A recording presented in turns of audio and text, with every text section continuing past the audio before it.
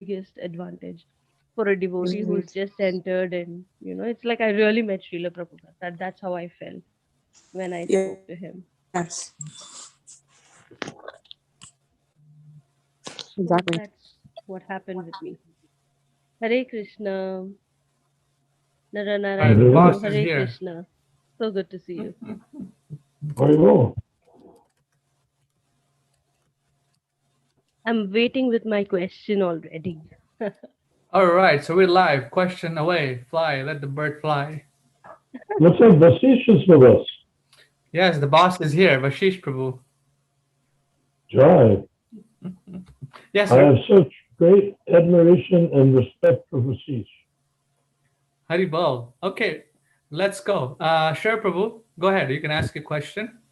Okay, so my question to Naranarayan Prabhu in this session is, how do we tackle inconsistency with our chanting habits? Sometimes there is a tendency that we stop, or sometimes we just get deluded, or it Maya takes over, and then you don't feel that warmth to go back into chanting practices. So, how do we tackle that? Why is that happening? And what can we do about it? Well, our chanting, we we chant because we want to. And why do we want to? It's because Prabhupada recommended. We like that recommendation, so we want to do it. But we have imperfections in our consciousness which can actually act as obstacles to our being able to access the ability and the desire and line that up with the action, surrounded as we are by all sorts of material influences. uh, we have to simply try and try again. If you wonder about chanting, never worry about the chanting part. Worry about what you want. You want to chant. You see, if you want to chant, this is you, the jiva, wanting to chant. If you look at it from that point of view, who can stop you? You see? So he was running into a problem with chanting, and this is not, it becomes, because we try to, we leak out into the horizontal platform or the material interactive bodily conception of life. So we just take a deep breath, stand for a minute and say, do I want to chant or not? And if we ask ourselves in the right way, either we'll say, I do want to chant, but not right now because I have something else I have to do. Or you'll say, yes, I want to chant. And then you can ask Paramatma, please let me chant. Please And empower me to chant.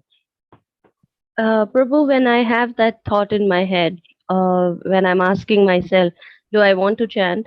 Um, I think it's the good mind which says yes, and the other mind says, what's the use? Anyways, you're not going to get it because you've realized it at such a time that you won't have sufficient time to fulfill the number of chants that you're supposed to do as per the Kali Santana. There's some 35,000 times or 35,000 lakh times. I don't know. It does give some number.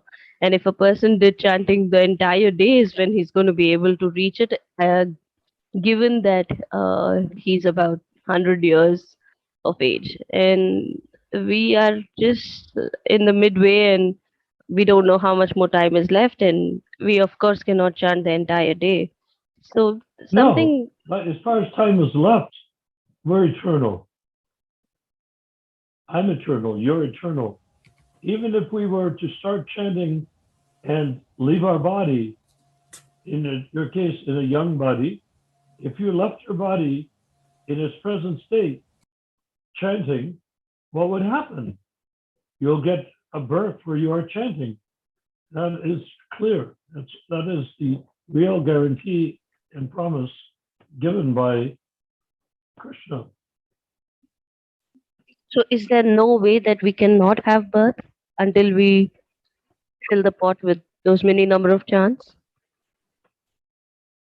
No, if you, well, no, I'm just saying what happened if you were to have a stroke or get hit by a meteor or something while you're chanting japa. But I'm saying we're chanting kirtan. So no, the idea is you have to ask you are the, we don't look at Krishna as the cause. He's the cause of all causes. But we can't look at Krishna to be the cause of our desire to chant his name. We can beg him, please, let me chant your name. But that's me asking him. Krishna will never ask us for anything because he doesn't need anything. We are the ones that either need more material things, material thoughts, material feelings, material relationships, or we are the ones who are seeking Krishna. We are looking for him. It's not like I'll chant Hare Krishna and be a good boy and then I'll go back to Godhead when I die. No, we're not doing this to get points. We're doing this out of desire. And when we develop a pure desire by chanting, that is when it becomes possible to come up to the higher platform like Madhyamata Kari. Does it make any sense at all? It all starts It with does. you and me. It does, but honest. Each individual is in charge of his outcome of life. Prabhu, what you're saying is totally does make sense. But my question is, sometimes I get angry with Krishna because I feel, okay, I do understand that without his will, nothing can be possible. Okay. So if So I what? am not able to chant, if I'm not able to do my deity worship, is that also not because Krishna is not giving me that willingness, or is the willingness just my own? No. Krishna doesn't give you willingness. Willingness means will. Will means free will. Free will means you. You are spirit soul, jiva. The jiva is the source of the desire to serve Krishna. Krishna offers. Prabhupada directs. But the jiva has to say, yes, that's what I want. I want to begin now. I want to begin immediately. Then your jiva can beg Krishna, please, Krishna, show me what to do. Well, Paramatma is in the heart. He's been showing you, me, and everyone else, including the maggots and the dead flesh and the buzzards in the sky and the deer in the forest. He's showing them what to do with every minute of every day because they have desires. And he directs them how to either fulfill or try to fulfill their desires, you see? Okay, So so if you, what happened? it's all, the thing that I recognize in you is that you have the capacity of wanting to serve Krishna. I've noticed that in you. So if you have an obstacle, it's coming from yourself, not from Krishna, not from Maya, not from anywhere. And if you have an obstacle, reflect on it, meditate, say, do I want to chant? Do I want to chant and experience bliss? Do I want to surrender? If you say yes to any one of those things, not all of them necessarily, then,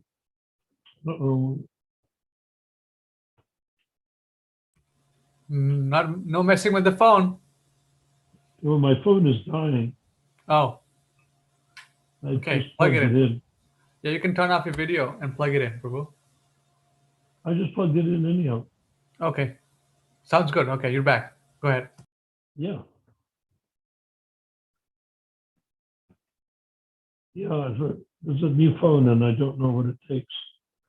I started charging it in my car and it overheated. I can't even, so I couldn't see why. So I wanted to do cord and plug it in, but I don't know. I have to see if it charges or doesn't charge. If it doesn't charge, then I'll have the picture until it's charged. Anyhow, so Shreya, does that make any sense to you? It does, Prabhu, that the onus of that particular action is totally on me because only if I decide would I be doing what I'm doing. So then comes the next part where if a certain situation around me is not going to accommodate the possibility of me being able to spend time, or because of health or whatever circumstances, I'm not able to do what I intend to do, what I willfully want to do, then how do I justify it? For example, maybe 2 days I can do the deity puja, but then the third day, for some reason, it got late. I'm not able to get up on time, or I don't know, something just causes me not to miss out on the deity puja. So how do I justify that? I Well, sometimes it's a question. It sounds like it's a question of managing your time or being put in a situation where you don't have the time because other people are making it impossible for you to do it. If you, in other words, why can't you do the puja every day if you want to? I don't know, something happens and I I don't get that motivation to do. Sometimes I'm angry. I don't know. I just don't know why, but because of some reason I sometimes miss it. Well, then take note of it and work towards doing it the next time and doing it well. And that's when I feel scared. Is Krishna going to punish me for those days that I missed? No, he's Because not going to I punish you for, he will not punish you for anything. Remember, the only punishment we ever experience comes from the reaction to our own actions. You know what Sir Isaac Newton said, for every action, there's an equal and opposite reaction. So if I do something that's wrong or off track, well, a reaction is immediately occurring to that. Yes. so Well, another yes. so Prabhu, let's say I'm doing the puja, okay? My heart keeps Yeah, telling me this flower is not good, don't offer. This flower is good, offer. And then there is a justification running in my head which says this flower which wanted to reach Krishna's feet, you decided that it's not good and you threw it away. So that's not correct. So things like that keep occupying yeah. my No, mind. you can try to select the best flower, but if there isn't a best flower, then offer the best one that you have, or offer something else instead of a flower. Okay. So we should not offer which is not good, is it? Well, we should pick the best. Actually, nothing in the material world is good, right? I mean, if you stop to think of plants when we pick them and cut them, whether they're flowers or vegetables, and we cook them, everything is extremely crude compared to Krishna Loka. In Krishna Loka, everything is seamlessly and excellently wonderful. But in the material world, it's not like that. In the material world, we have to, Krishna says, offer me a fruit, a flower, water, I will accept it. So he didn't say, offer me only the very best flower. He didn't say, offer me only bottled spring water. He says, offer me a leaf, flower, water. A leaf. That could be a tulsi leaf or neem leaf, or it could be any type of plant leaf that's a nice plant. So we nothing that we have, let's just get it sorted out at the very beginning. There's nothing that we can encounter that is good enough to offer to Krishna. It simply isn't, because this is the material world. The only thing you can offer to Krishna that's good enough for Krishna is if you're in a rasa with Krishna, in Krishna Loka, offering him a flower there from a Krishna Loka flower. So we don't have Krishna Loka flowers, nor are we in Krishna Loka. We're simply going through the training period of how to become a resident of Krishna Loka by offering him a flower. So it doesn't have to be the best flower, and you can't really condemn one flower over another.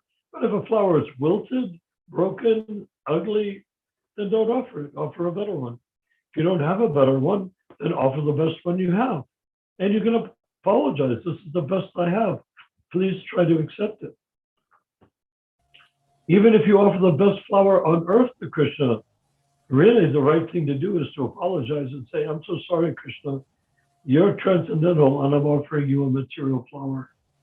I don't know what else to do, but I want to offer you a flower, says in the Gita, fruit, flower, water, I So, will accept it.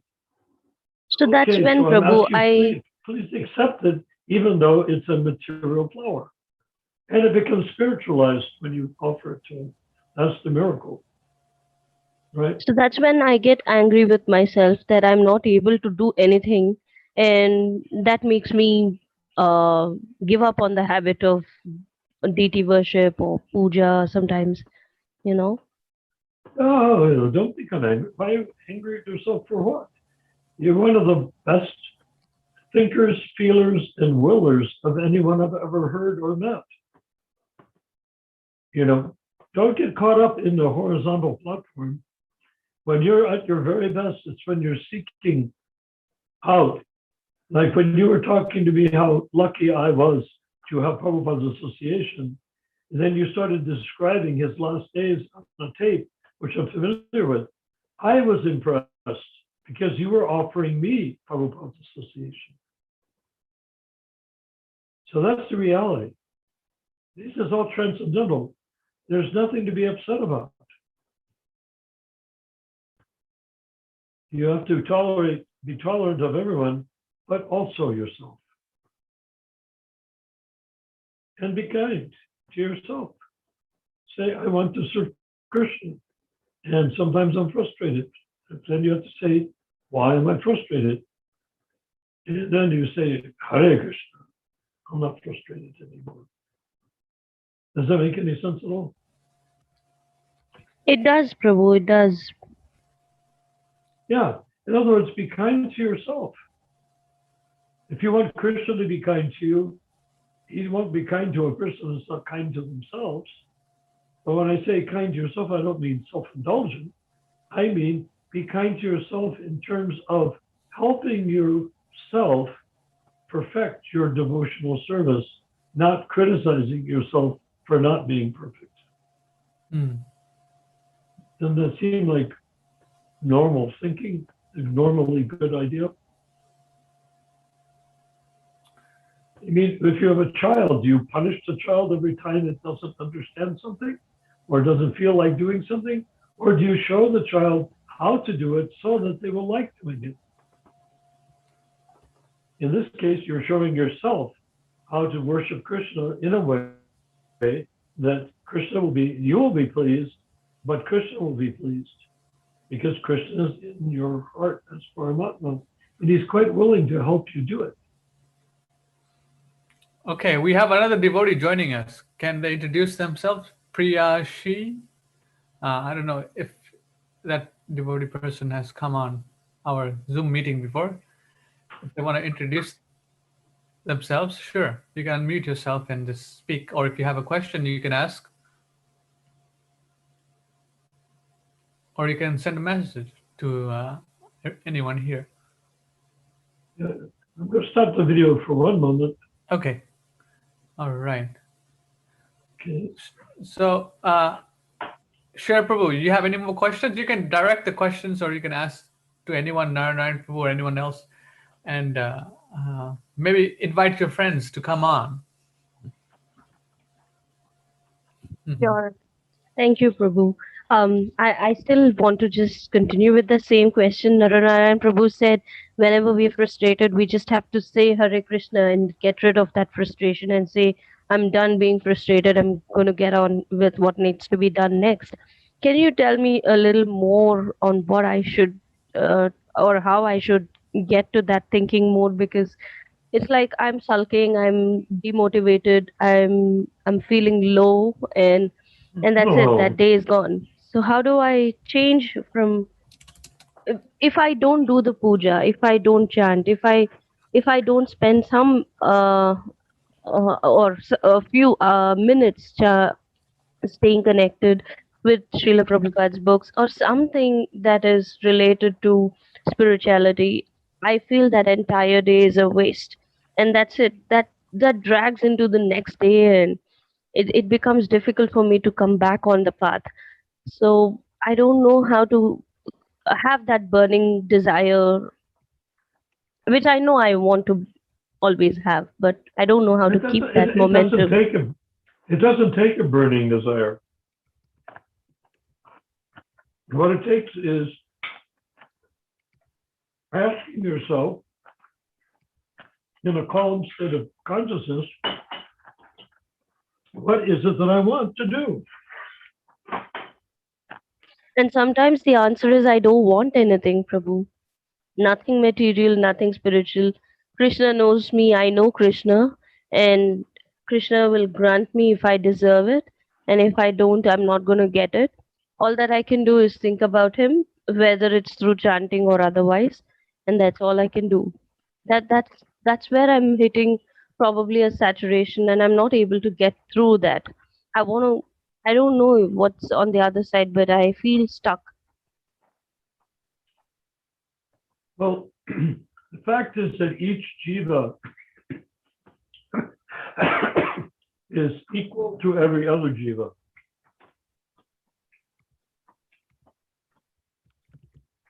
In other words, you say Indra is so great, but I'm not great. No, you as a jiva, there's no difference between you and Lord Indra.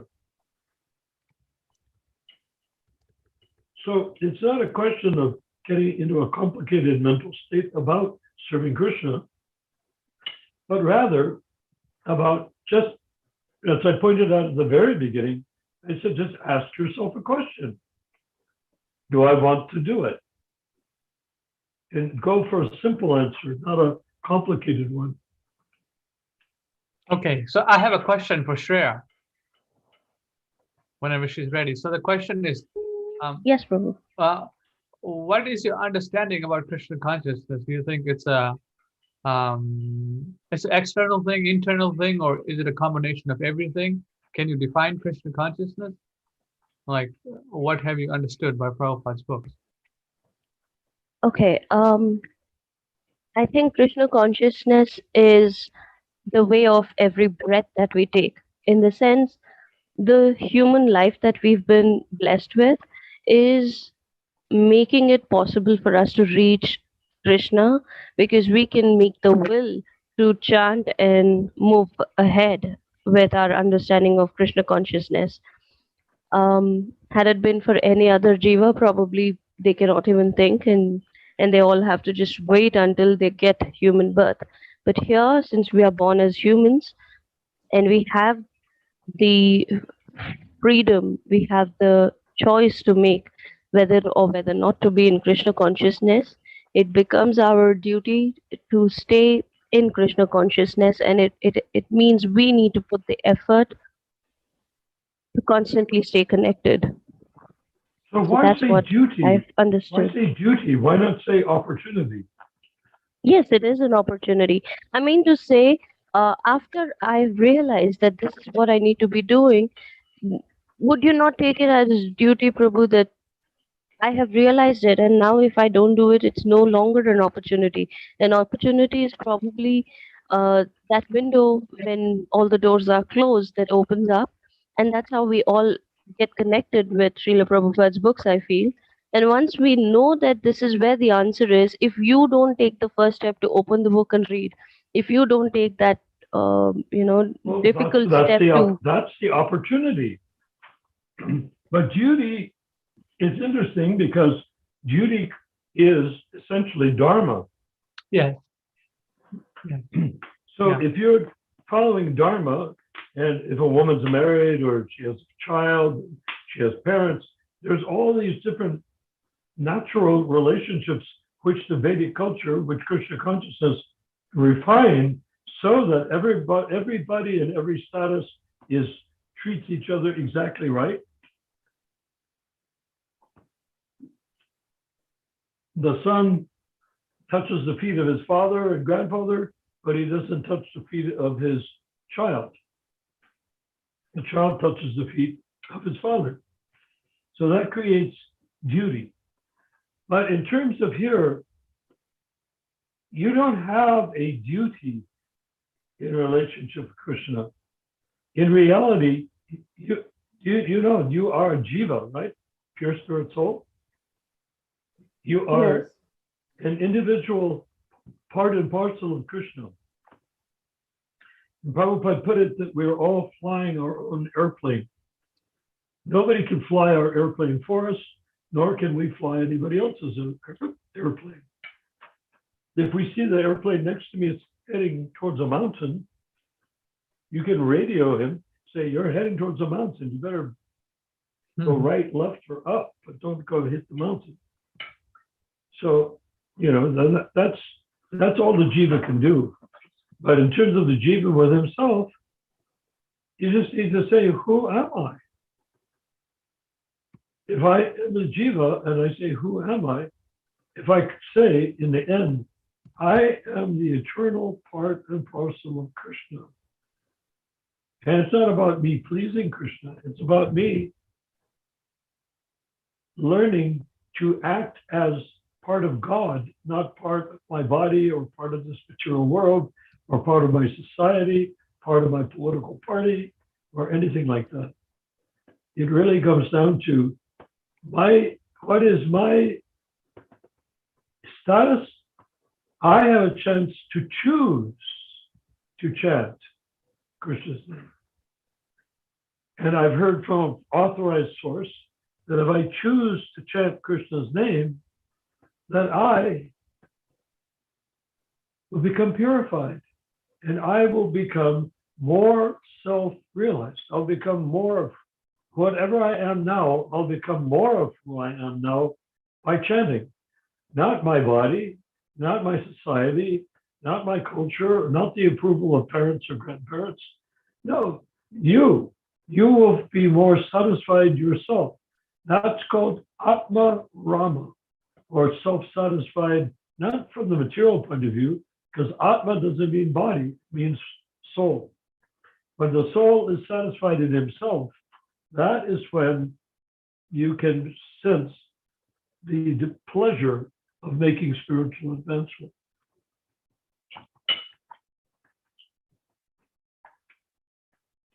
Does that make sense? Yes, Prabhu, but What's the bad part?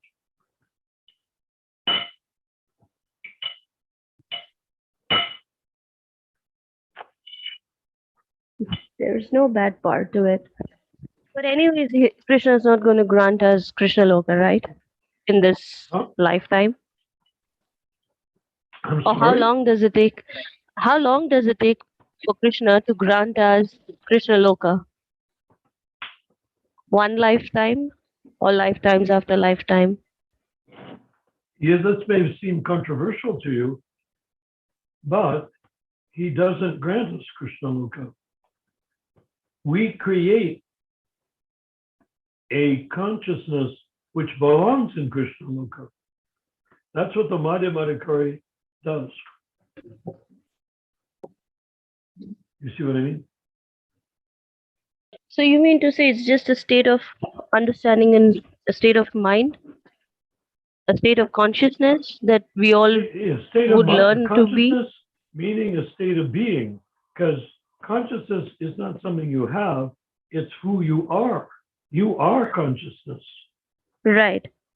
So you mean to say even living in the human form, we can experience Krishna Loka in midst of the material world and not have a wavering stand? Is that what you're trying to say, Prabhu? Well, let me respond by asking you, do you think Prabhupada did? Do you think Prabhupada was experiencing Krishna Loka when he was here Yes, amongst us? he was, but at the same time, he was also with the goal to try and guide us. So it, Well, yes, I'm a because little he confused came, between those two ways of life he had. he came to Because, deliver us. He came to invite us to chant Hare Krishna. He didn't order us to. He didn't force us to. He didn't put a gun to our head. He invited us, right? yes, So because he invited us, we either accept his invitation or we don't. So now, if we have accepted Srila Prabhupada's invitation, then we have to follow everything that he says to follow in terms of uh, the Krishna consciousness, right? So if he's telling We us don't have, to no, again, you say have to, as though it were a something when rule, you're going to yeah, school to get a like a degree. rule, yes. You don't have to do anything. Can you All you have to explain? do What do is you what you mean? want. All you need to have to do, you don't have to do anything. You do what you want to do. Now, do you want to follow Prabhupada? And Of if you course. do, then why not follow Prabhupada? If you don't, ask yourself why. There is no, I mean, I never have the answer no to not following Prabhupada. I always do want to follow Prabhupada. But Yes, when it comes that's to my experience those, of knowing you. Yes, when go it ahead. comes Finish your point, please. Yes. when it comes to the conditional practices or the religious practices, I tend to get disconnected with the whole I think, ideology. yeah, I think you have not understood the consciousness aspect of Krishna consciousness. It's not, you know, it seems a lot you're talking from the ritualistic point, which is there in our scriptures, but there's a consciousness aspect of it also. Yes, Yes. which are the two that I have a clash with. So Yes, I can see that. Yes. when I'm talking to Krishna, I'm very happy. It need not be in the temple room. It could be anywhere. And when I'm in association in my thoughts, in the ways that I'm communicating with Krishna, that keeps me connected. But I don't Yes. see that I have to, do it only in the temple room, or I have to chant Hare Krishna, and that's when I'm connected. I don't know why, but yeah, please No, help me understand the difference. you can make spiritual advancement when you're walking down the street. The whole question is recognizing who you are and recognize who all those other living beings, including plants and insects and dogs and cats and everything, what to speak of people, figure out, are they people or are they spirit soul? If you can concentrate on your self being, Aham Brahmasmi, I am soul. If you can concentrate, I am soul, then you look at somebody else and says, they are also soul, but they are confused. They don't know that. But Right. I shouldn't get confused because they are. I should convey to them. That's why Prabhupada, and this is a great breakdown in ISKCON, is Prabhupada when I joined, became his disciple in 1968, we went out every day chanting in 1969, we went out 8 in the morning, 10 in the morning till 4 in the afternoon, 8 o'clock at night until midnight, every day except Sunday, Hmm. in the streets of Los Angeles. And we had two parties of at least 10 people in each party. I generally had one party and Mr. John had the other party. And when we went out chanting, that was sort of what I hear you saying, Shreya. Why should I have to only chant in the temple? Why should I only worship in the temple? You don't. Lord Chaitanya said, wherever you go, whomever you meet, simply speak of Krishna. Now, it's very hard for a woman by herself to just speaking of Krishna with strangers. But there are ways of doing. Like, for instance, I'm not using this as a very high-level example, but when I meet people, I ask them a question like, do you believe you have a soul? I just ask them that. This is like in a grocery store, standing in line, or at a bank waiting to see the teller. Do you believe that you have a soul? And oh yes, I have a soul. Usually, Christians and whatnot. So oh yes, I have a soul. And so, well, I don't have a soul. Then they recoil. They become freaked out, and they recoil. Oh, an atheist, some strange thing. What is this? he doesn't agree with me that I have a soul. He doesn't say he has a soul. What's wrong here? I said, the reason I say I don't have a soul is because I say I am the soul. I don't have a soul. I am the soul. I don't have it. I am it, the soul. The very simple. And I have a body. And I give an example. I'm not a car with a driver. I'm the driver and I have a car. And that goes against all the religions. Islam doesn't go against Hindu religion, but Hinduism has become completely tangled up with the British Raj and the Mughals and stuff like that, so that it became tangled up. But to tell you the truth, in reality, I don't have a soul. I am the soul. So when I talk to somebody like that, in the end, after that person looks at me so suspiciously, I said, can you see the power that you have? Wake up every morning and say, you're discouraged, and tired, and don't want to go to work. I wake up in the morning, I used to do this. And I said, oh my God, I have to drag myself through another day. Then I said, but wait a minute. I don't have a soul. I am the soul. I don't have a soul. Aham brahmasmi. Aham means I am. Brahmasmi means Brahman or soul. I am the soul and I have a body. So I would do that 30, 40 times in the morning. At the beginning, after that, I didn't have to do it that many times because I would click into it right away out of practice. I said, I am the soul. Right. If I'm the soul, then what could possibly go wrong? Even if my body gets blown away, it doesn't affect me. Right. I'm still the soul.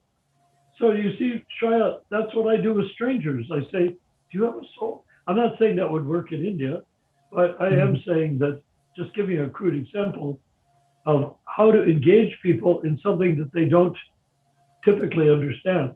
Yeah, right. Now, in the end, what happens is I get them into this idea that they are the soul, etc. If they're not fanatical Christians or something, they become very intrigued, uplifted by that thought. And I say, if you're the soul, then you're part and parcel of God. And God is full of pleasure. So you can be full of pleasure also when you recognize that you are the soul. No pleasure if you're your body.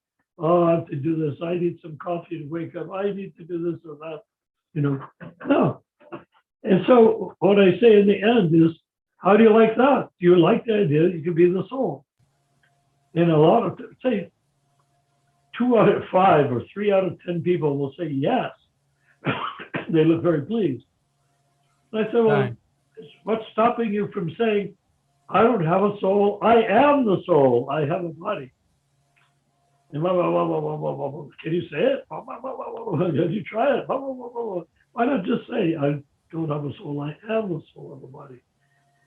And then they say, I don't have a soul. I am the soul. I have a body.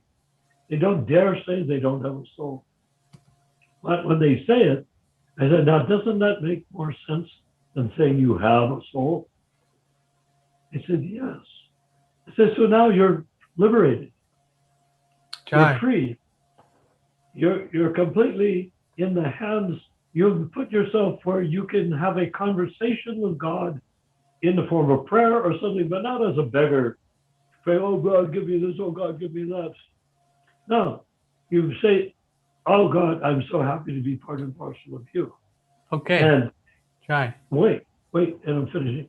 So that works out so nicely that anyone could do it. And try, you can do it if you feel like it. But you have to be very selective and careful because you don't want to get people disapproving. But if you see an opportunity, but that's just one thing. There's so many things like that you could do. Okay. Do you like that, Shreya? Yes, Prabhu. Okay, so Shri Prabhu, why don't you read this? And this will make a little sense to what you've been asking about. So maybe this will help you. This is from the introduction of Bhagavad Gita. Srila Prabhupada writes. So please read this. Okay. We work not with our body, intellectually, but with our mind and intelligence. So, if the intelligence and the mind are always engaged in the thought of the Lord, Supreme Lord, then naturally the senses are also engaged in His service. Superficially, at least, the activities of the senses remain the same, but the consciousness is changed. The Bhagavad Gita teaches one how to absorb the mind and intelligence in the thought of the Lord. Such absorption will enable one to transfer himself to the kingdom of the Lord. If the mind is engaged in Krishna's service, then the senses are automatically engaged in his service. This is the art, and this is also the secret of Bhagavad Gita, total absorption in the thought of Shri Krishna. Wow. Hmm? Yeah. What do you think Yeah. about that? This reminds me Ramachandra, of our that's a conversation the superb. other day.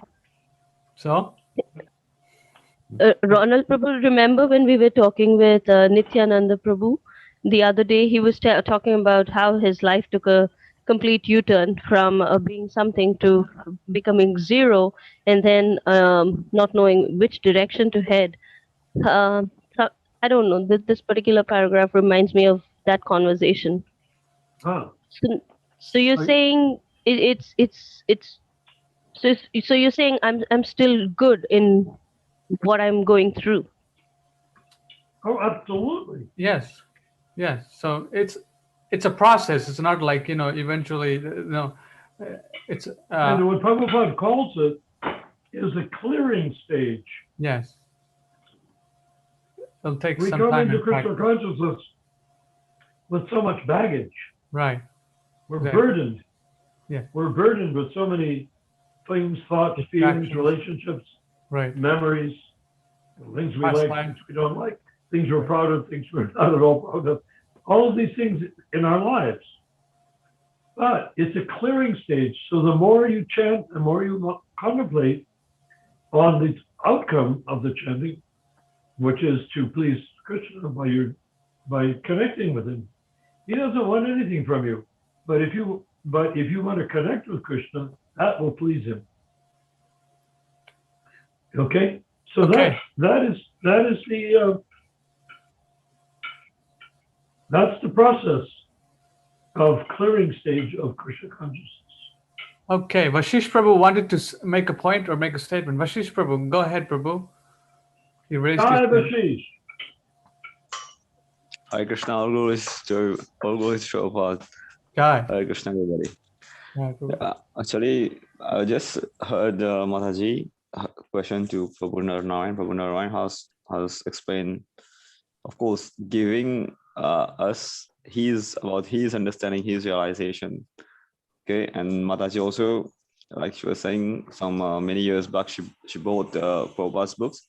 But recently she started reading, and she's been associating with temple devotees, and now she's kind of she wants to practice very seriously. It means she wants to practice it. All right.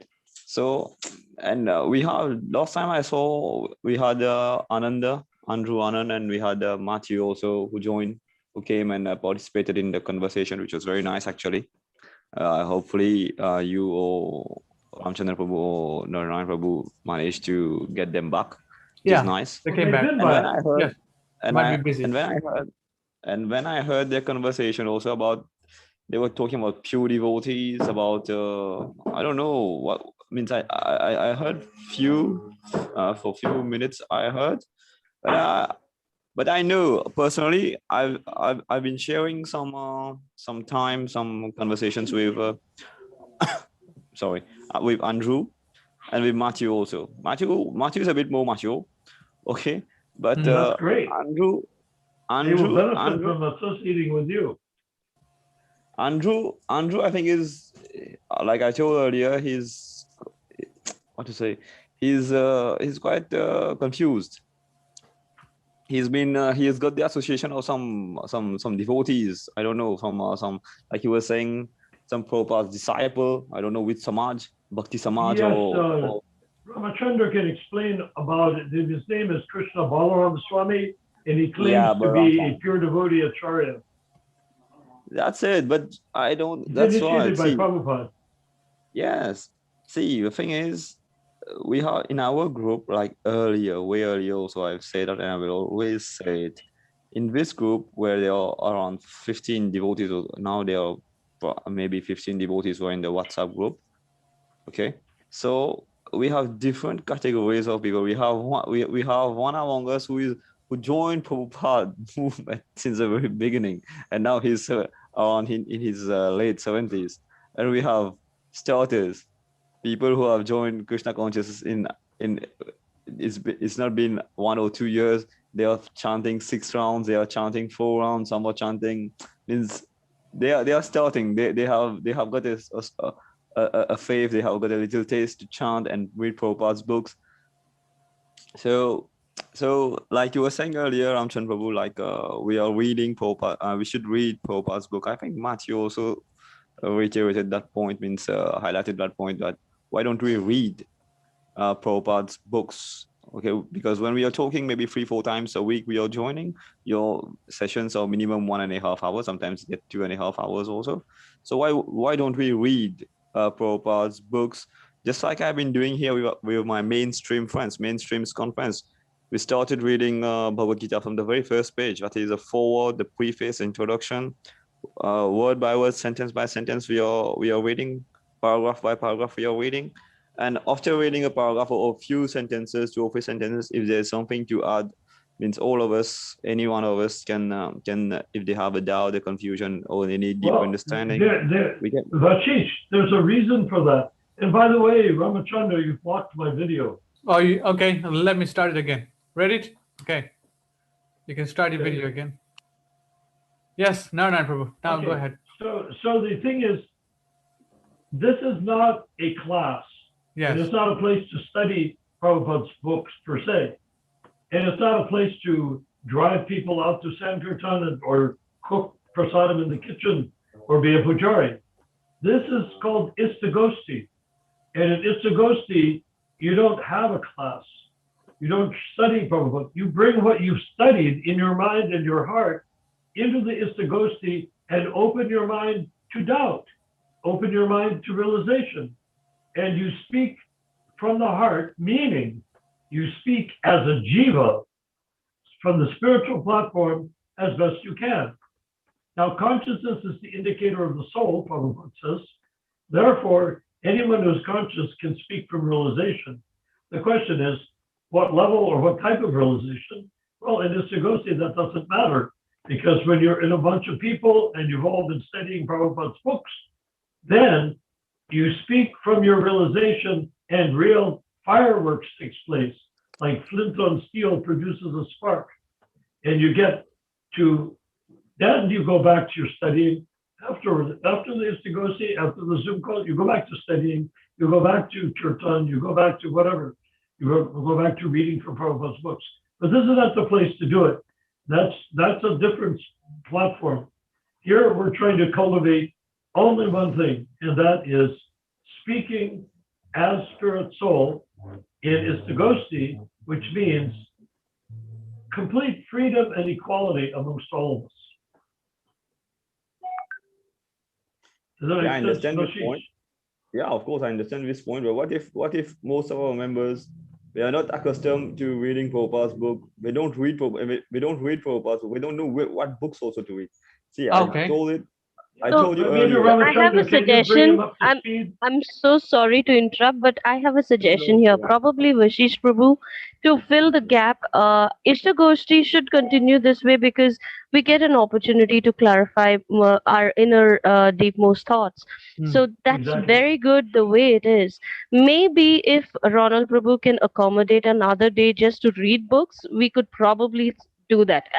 Depending on the interests of the members of the team. Why not?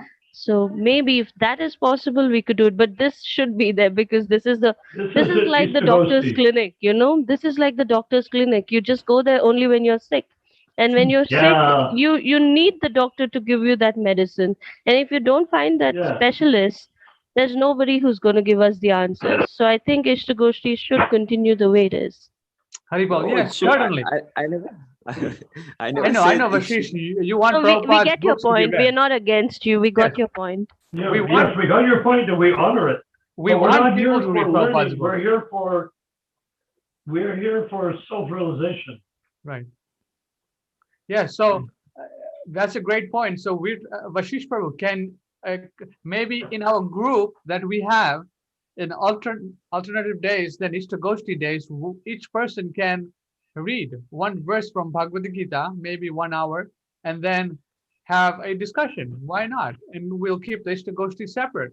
So That will make it really helpful, Ronald yes, Prabhu, because why not? on the But we days that we shouldn't are reading the interfere. books, we will not have discussions like these, but we can make notes of our doubts Yes, and and bring it here. clarifications and Yes. bring it to the Ishtagoshti that way. Yeah, we want to You replace the see, the Istagosthi. books No, are no, no. complete in themselves. I would like to add something. Prabhupada wrote I would the like to books. add something. Go ahead. Just read them and accept what he says, See, but try to understand what he said. Then you come to I'm not Istagosthi. I'm not saying to have separate things. Okay, I'm not saying that one day Istagosthi, one day reading, and always. No. I'm not saying like that also. Oh, what I'm are saying we read the book. Okay, we read the book. Whatever question you had, you can also add it in that. You can also in that particular session when we are reading. But not in this. That's not how. It's happening the other way around, Vashish Prabhu. What happens is, now let's say I came up with a doubt, just like how Ronald Prabhu pulled out a verse from the Bhagavad Gita forward. The same thing he does that. So we do read the book depending on the doubt. If we are not finding direction amongst ourselves, we always refer to Srila Prabhupada's books. So he does Exactly. read the books here. But the But we only don't. thing is, you're talking about a structured approach to reading the books, which can be probably considered as another day of reading only. So that way, we will also stay connected with the books a lot more and not have our own separate paths. I think that's a Just like perfect understanding, if you Shreya. want to start reading, like you're saying, you're planning to start with Bhagavad Gita. I said rather than Bhagavad Gita, why don't we start with Nectar of Instruction? Why not?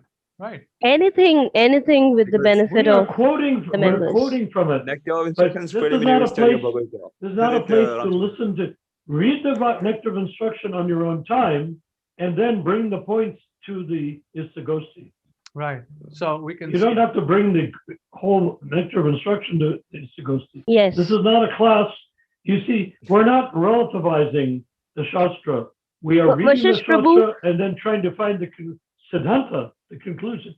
By the way, but one thing I'd like to mention, because I think it'll clear things up for Vashish Prabhu, and that is, he doesn't know what Matthew and Ananda and Andrew Ananda are up to. This has all to do with Krishna Balaram Swami and his writings in Vrindavan. So it's not like we're going to, they only know about Prabhupada's books, but they're busy pursuing this guy because they say, well, he agrees with so many of your conclusions, sort of like approach, but they're pursuing to see if he's a person they want to have as their guru. And that's a whole different ballgame than what we're doing here. But it's good to want you to know that that's what they're doing. By the way, Vashish, what do you know about Krishna Balaram Swami? No, Prabhu, Yeah, before we go there, Shreya Prabhu wanted to make a point. So let her finish. Yes. And we'll do that. Absolutely. Yes. Uh, Prabhu. no, Prabhu, we can continue. I was just trying to say we can definitely read books, but if we can set aside a separate time for that during the week, maybe Yes, why not keep it as long as these, maybe half an hour a day or something like that. So it's short and quick and Yeah. we all get to read. So we could do something like that. And it's a great idea too, because we all can. Sure. But for Same my point of level. view, if we have more days that we can engage, let's do more days of Istagosthi, because this is a huge field for us to conquer in a lifetime. For my side, well, you guys are young, but in my lifetime, Mhm. I'm 77. I've been in this body for 77, actually 78 if you count the time in the womb, 77 years plus. I don't have time to sit down and have a first grade, second grade, third grade class, how to read, how to, Right. no, we can already do that. If you want to read, read. Bring the content, bring the siddhanta to the Istagosthi, not the language. Because language, then we have a big discussion. What does the language mean? bring your realization. Somebody else brings their realization. I think practically we've all read most of Prabhupada's books anyhow. So why not, or if we haven't, at least the ones that we can hit the spots that people are discussing from what we have read of Prabhupada's books. That's the proof. The proof is not, well, scholarship. The proof is realization and spiritual advancement coming out of reading. Right. In the That's it. ISKCON temples, people Prabhu- don't try to make spiritual advancement. They just keep repeating things like they're in a Catholic church. Yeah. Narayan Prabhu, I have something to say on that. Probably Vashish Prabhu and I agree on one thing, that we probably are not advancing in terms of reading the books, or maybe there are a lot of people who haven't got a chance to read the books. Probably that is the reason why he's asking us to read the books. I'm just guessing, but I also sometimes can't read the books, so it really helps when we do that in a group. But your point is also valid when you say it is necessary to clarify doubts, and we can read the books without you around. So it does make reading sense. the books, read one shloka, read one purport, bring it up in Istagosthi. I think you can do one thing for us in that case. Every Istagosthi, you probably want to give us a task. Go read chapter 1 of the Bhagavad Gita. You do what you want. No, Istagosthi is for you. Where it's like if everyone goes out gathering fruits and flowers in the jungle. And the Istagosthi is when you bring it all back and you sit down and think, what do we have here? Do we What I have? do we agree, get? Prabhu. Not I agree. saying, oh, let's go find a flower. Let's go find this. Maybe I could get a pet deer. That's not what we're doing. We're taking with what we have and trying to understand it, not get something new to try to understand. Whether you read or don't read one shloka, then ask the question. I read the shloka, I don't understand this. This is my realization. What do you think? That's good. And Shri, when you make your realizations, but I'd like to once again circle back, as I should say, to Vasish's suggestion of reading these books. He's saying that, if I caught it correctly, because of Matthew and Ananda. No, not only because of them, for all of us actually. Like you were All saying. of us, but in particular, you say they don't know about Prabhupada's books. They do read Prabhupada's books. Matthew has read lots of Prabhupada's books. They are trying to read Krishna Balaram's books. So if they want to read Krishna Balaram's books, instead of reading Prabhupada's books to them, which they've read most of, or a lot of, why don't they bring in the quotes from Krishna Balaram and we'll discuss it in Istagosthi? Right. Why not? He's Krishna Balaram, you can say, Krishna Balaram says this, Krishna Balaram says that. And I say, okay, now what are we going to say about that? We will discuss it openly. Exactly. And without exactly. You see, Vashish, have you read the essay or the story about Istagosthi on the green page? Have you ever shown it? Ramachandra? Yes, I sent it to everyone, but I'm not sure if everyone read it or not. So I'm not sure. Were you able to read it, Vashish? It's about what actually? The story is about what actually?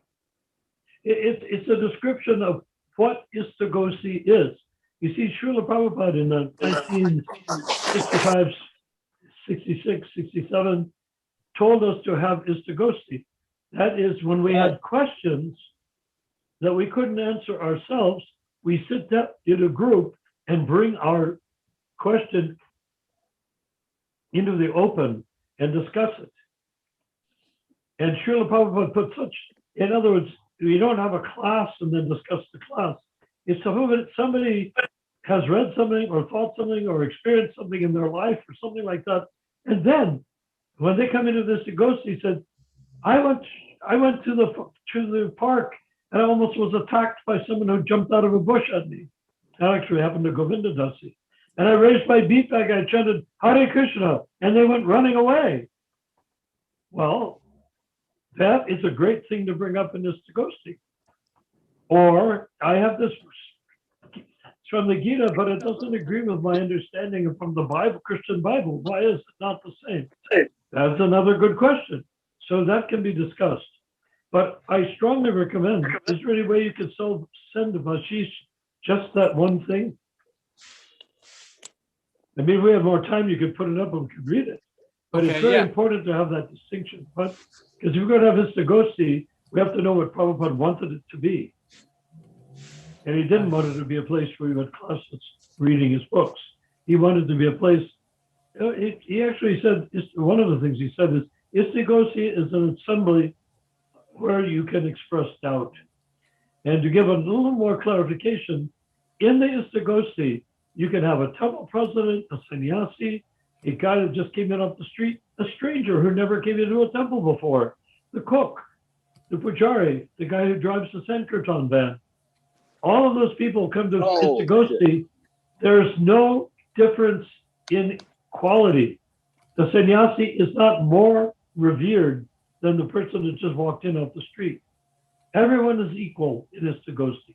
Istagosthi means cowherd, circle of cowherd boys. Circle of cowherd boys means Krishna is also sitting in the circle of cowherd boys. So when Prabhupada gave us Istagosthi, he said, we're going to create something where we're all sitting together like a circle of cowherd boys, and we are with the cowherd boys as an equal. Equals with cowherd boys. Can you imagine? It equals with Krishna. Can you imagine that? But that's the way Krishna is with his friends. He's God and they're not. But he and they are equal when in Istagosthi, when they sit down. Gosti means Gosta Bihari. So here Prabhupada talks about Istagosthi here, first hearing and chanting. So we're already hearing in our personal sadhana, our personal process of reading Prabhupada's books. So Prabhupada says first hearing and then chanting. Hear from the right source and discuss amongst yourselves. Istagosthi, then perfection. There you go. So my thing is that, I read on my own, I hear on my own. And when I have doubts or anything, I bring it to the Istagosthi, or I call Narayan Prabhu, or call another devotee, ask them questions. So that's the way and I don't tell them what to think. We discuss. Yes. Equally. Yes. This is so the sannyasi. The point I want to complete is the sannyasi and the brahmachari. The brahman does, oh Maharaj, I Maharaj, like that, No, this is where this guru thing has made a mess out of things. No, the sannyasi is in a position where he can say, Prabhus, I'm a sannyasi, I've given strict vows, but I have to confess amongst all of you openly as your servant, not your master or your lord as a sannyasi. I sometimes have what I consider to be overwhelming sex desire. I want to, in Istagosthi, I feel I can express that. And I'm seeking out to all of you, can you help me understand the nature of sex desire and how I, as a renunciate, can deal with it in such a way that I no longer am trapped by it, nor will I sneak off and fall down somewhere while pretending to be a holy man. That's one of the advantages of Istagosthi. The sannyasi can humble himself in front of the brahmachari, in front of the householder. No, he doesn't have to tell everything about his life, but whatever he does tell, he can feel free to do so. Does that give you a sense of what if Istagosthi is, the purport of Istagosthi, what it's for? I tell you, okay. Whatever Chandrababu shared, that was Prabhupada's instruction to his disciples at that time. At that time, the disciples, almost all of them, they had a particular specific training, right? Almost all of them had a similar training. Would you agree on that? Well, similar in many ways, yes. Almost similar training. But basically, we accepted from Prabhupada. But you want to know the secret of what Prabhupada now the situation we are right now, there's you, there's Ram Chandra, there's myself, there's Mataji Rup Manjari and Mataji Shreya. Yes, everyone can share their realization. I'm not against that. That anyone who has doubt can express the common standard is Prabhupada's Siddhanta. I never deny that. Excellent. Of course. Just like you said, a sannyasi will have, means It depends on what means. In Mauritius also, there has not been many Istagosthi, but among the few Istagoshtis I had the opportunity to attend, they already gave kind of a specific topic, okay, a specific topic, a general topic, kind of. They said, okay, this particular Istagoshi will be talking about this. Suppose devotee No, clearing. that's Okay. not genuine Istagosthi. Hmm. Istagosthi means each person speaks from his heart, not from a theme that somebody else has conjured up. If somebody creates a theme, then that's no longer Istagosthi. There is no theme in Istagosthi. Everybody gets to prepare on this particular thing, on this particular topic, and answer any question relating to that topic. Actually, I'll tell you something from my realization. Why? And anything can be related in our spiritual life, in any spiritual topic, anything. Just like you said, chanting. Okay, chanting is related to discipline. Is related to our material life. It is related to almost everything. Means it depends on how you present the things and how you can relate it, and you just say it. You just have to present it and just use but if you have 20 people in the Istagosthi, who's going to determine what the theme is going to be? And does everybody of the 20 agree with it? No. But I'll tell you one more thing, Vishesh Prabhu. What happened with me, I'll tell you. But it's like sometimes I feel I'm in the beginner stage. It's not only about you. It's about No, I get all of it. us here. I'm taking my example so I can also try to relate to what you're saying. That's all. I get it. You're not targeting anybody here. I get that. I'm only saying sometimes I feel I'm in the beginner's level. Sometimes I feel I'm in the intermediate level. And sometimes I feel in the advanced level. So when we take a particular topic to discuss, it may not connect to what exactly I'm trying to get answers for. So, for example, earlier today, I was just going in all circles trying to express, and Ronald Prabhu, he just uh, should I say he hit the nail? It was like he got it correct. He understood that I'm struggling between the material aspect of spiritual practices and the spiritual aspect of spiritual practices, the ritualistic way and this. So that was so easy to get to, but we already spent nearly an hour discussing just that one point. So when we take up a topic, maybe all of them would not get an opportunity to throw out their question, which may not be in context of what we're talking. So I think whatever you're saying is definitely valuable, especially in the beginners levels. But Ishtagoshi, I don't know how many other places there are people who are doing it, but I don't want to miss this opportunity to be able to ask a question, and we don't have too many spiritual doctors there. That's where the problem is. Well, you create one. We created one here, so anyone who's watching this, they can participate or create more and more Istagosthi. That's, I think that will be very helpful to all the devotee communities in the world. Yes. I mean, in ISKCON, there's hundreds of millions of classes, but there's no open discussion online. In the temples, maybe they're having it in the temples. Who knows? But that's what I'm talking about. We don't have a place. And when I went looking for spiritual answers, I went to Satguru, I went to Ramakrishna Mission, I went reading Chinmayananda, and then the point that actually convinced me to follow Srila Prabhupada is, did I check the lineage? Am I actually following somebody who's been through the lineage of teachers? No, they don't have a valid standpoint. They don't have that base. They are just self-realized. They're talking from what they think is correct. But here, Srila Prabhupada, we can date back and say from history, there is validation, there is proof, and which is why I believe strongly in Srila Prabhupada's books. So I strongly recommend don't change Istagosthi in any way from what it is. I'm not against the concept of Istagosthi. No. Maybe you got it wrong here. Everybody reads Prabhupada's books. So somebody may have a question that they can't answer. Instead of having a class and then people raise their hand to what to answer, let people read it on their own, then come to the Istagosthi and say, I don't understand this. And then everyone could pitch in. Vashish Prabhu, I have a question. Why do you think we have to read the books over here in Istagosthi? That's a good question. Haribol. Because you want Prabhupada to be means Prabhupada is always among. That's like you say. What I think Ramchandra Prabhu asked you a question. What do you understand by Krishna consciousness? And you said like Krishna consciousness is like every breath that we are taking, something like that. That it has to do with our daily life. Okay, we have to mold our life, and even our whole existence is based on it, right? Isn't it? You said something like that. Yes, it's Well, the way yeah, we have Yeah. to start Yes. thinking. It's not a separate aspect where you set aside 10 minutes of the day and say, I did spiritual Yes. practices. So, yeah. Yes. So Krishna yeah. consciousness, who has given us Krishna But consciousness? Ashish, Who has awarded? quite Who has frankly, awarded us we Krishna read consciousness? Prabhupada's books if and when we want to, right?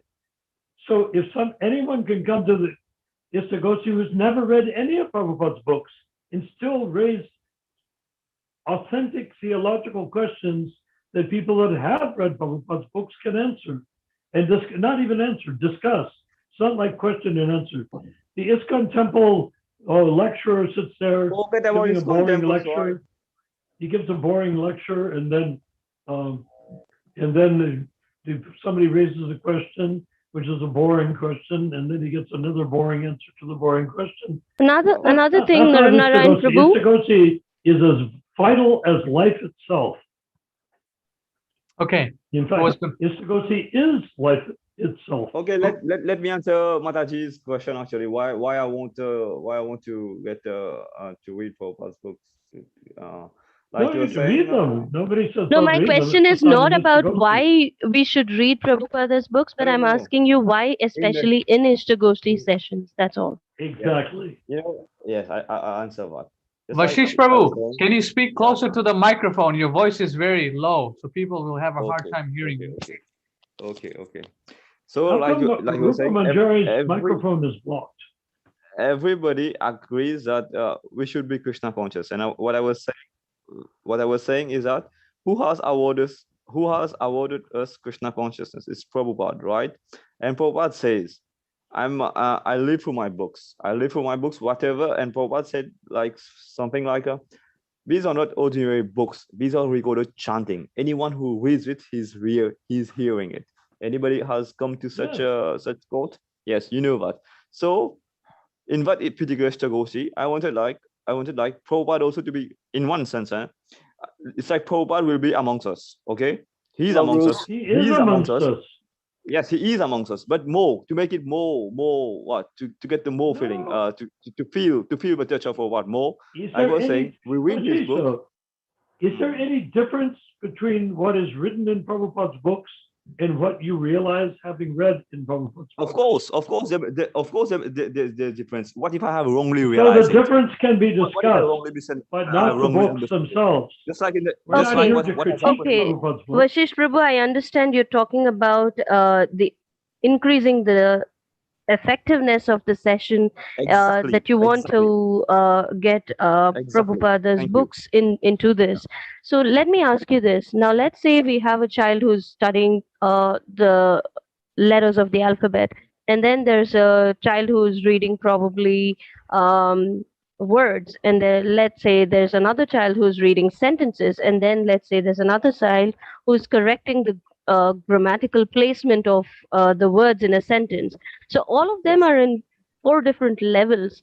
And if we were to start reading, let's say, Bhagavad Gita from page 1, it's probably going to help the person who's read the letters of the alphabet, who's in that stage.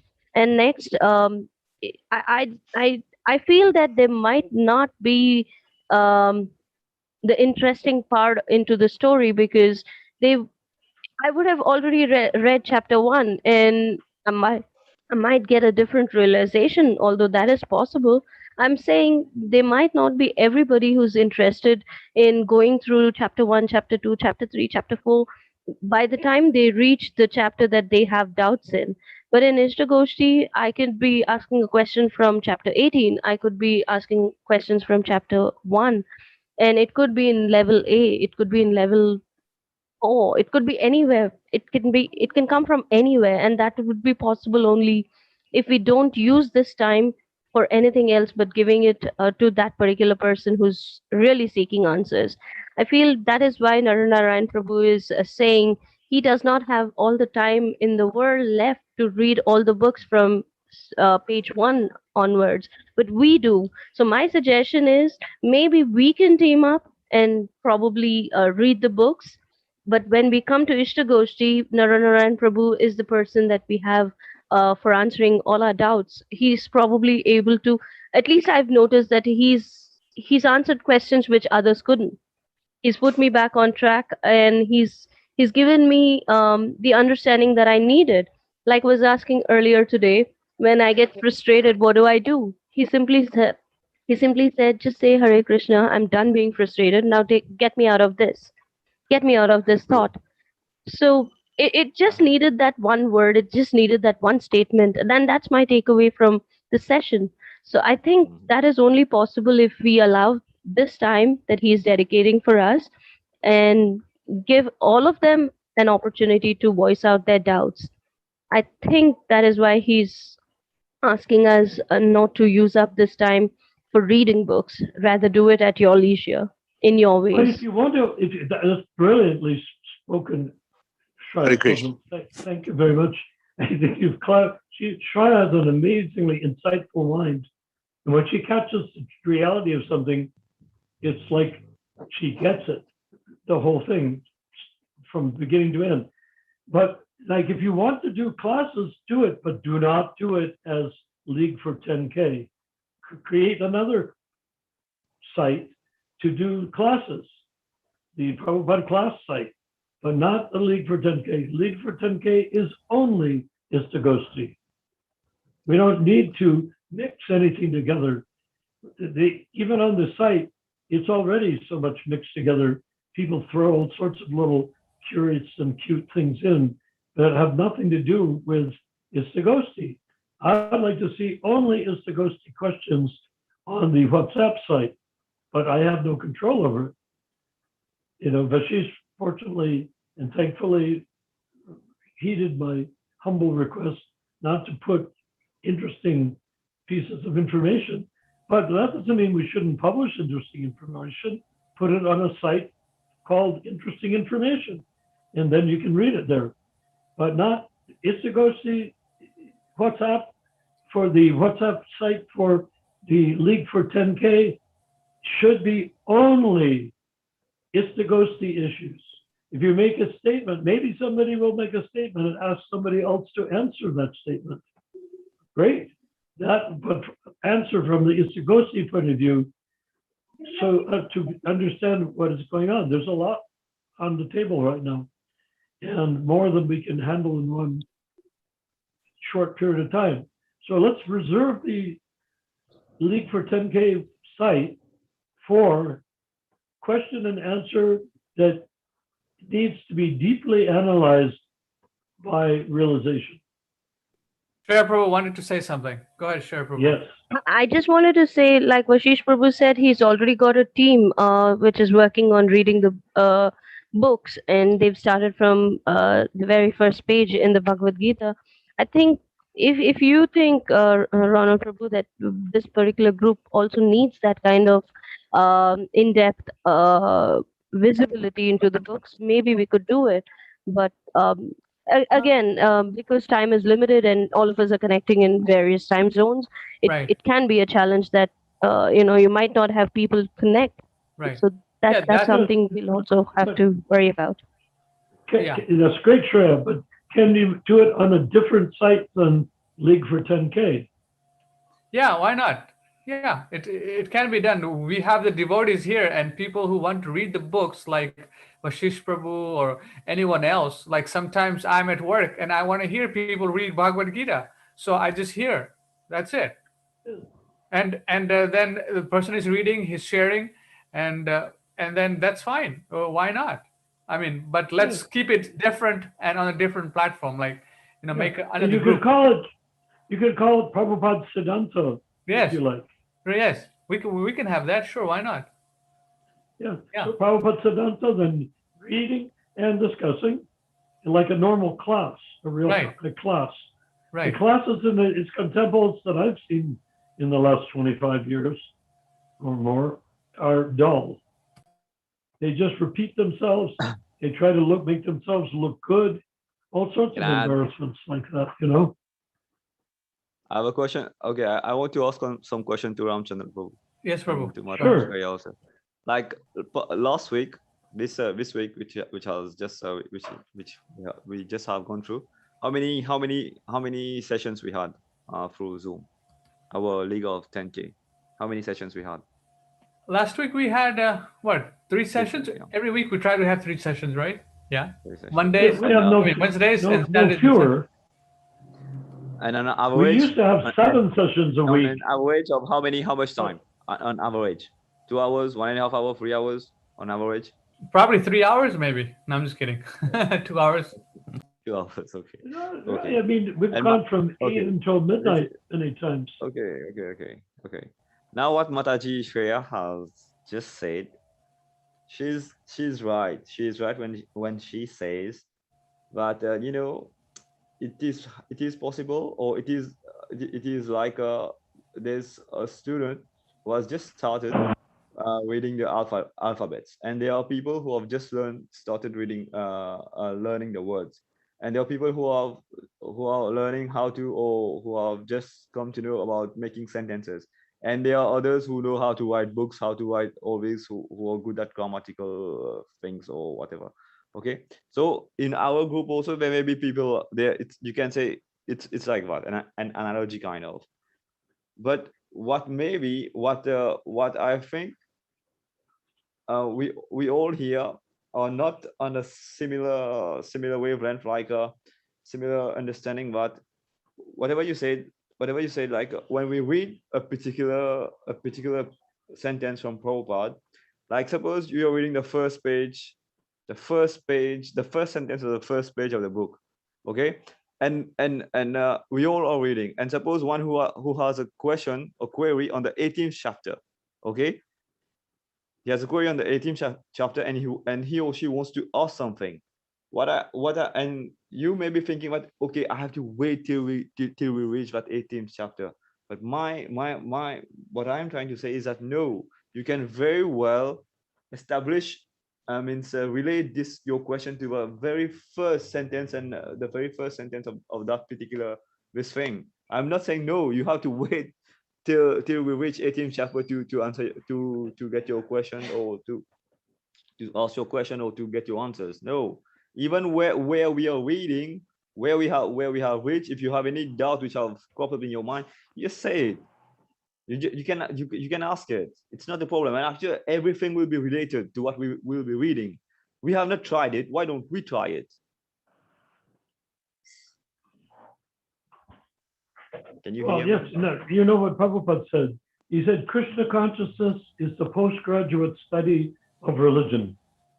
Yeah. So that we don't like religion. Religion is relativistic.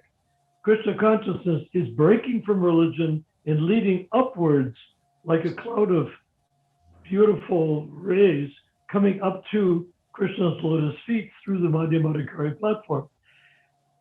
So this, if Krishna consciousness is the postgraduate study of religion, then considering the ISKCON classes today, the League for 10K is the postgraduate study of ISKCON's teachings, so that we can actually find out what is really real. Yes. This Which is we the will only not find platform. out. Yes.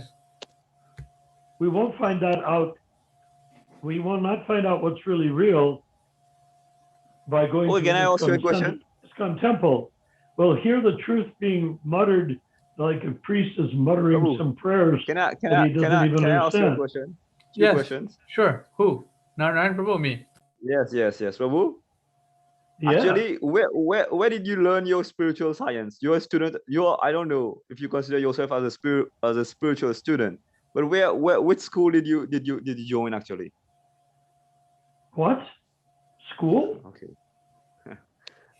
What I was trying to ask you is, you learn the ABCD of spiritual science in ISKCON, right? Well, I mean, I practiced Zen Buddhism for 4 years under a very great Roshi.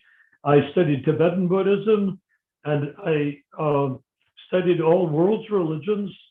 And then I came across outskirts of Krishna consciousness, and then I came into the direct association of Srila Prabhupada. I never joined any movements. I had never joined ISKCON. I took initiation from Prabhupada. That's as far as I'll say it. And I never really believed myself to be a part of ISKCON. I saw myself as a servant of Prabhupada and a servant of those he wanted me to serve, like building a temple or planting a big formal garden in Bombay, or all of these different tasks, which could be just said, well, he's a Shudra, he should do Shudra work. Fine, I can be a Shudra, but I didn't look at it that way. I looked at it because he gave me the title of Vishwakarma, a universal builder. He just said, Vishwakarma. When I'd come into the room with Prabhupada, if he wanted me to do something, he normally would say, Narayana. I'd say, yes, Srila Prabhupada. Is everything all right? I'd say, oh, yes, Srila Prabhupada. And there's a story behind that, but I won't go into it. But then if he wanted me to do something, he said, bring me Vishwakarma. So how did I learn? I learned by watching Prabhupada. I learned by talking with Prabhupada. I learned with associating with Prabhupada, asking him questions that people would have considered I should be hit on the head with a piece of wood not to ask Prabhupada. But I did ask, and he did answer, and I have the answer in my heart as my life and soul. So that's the difference between, I never joined the ISKCON movement. I never joined a group. I gave many classes. I led enormous number of kirtans, but I always with Prabhupada's melodies, never other melodies. And I taught everybody to chant and dance like that. And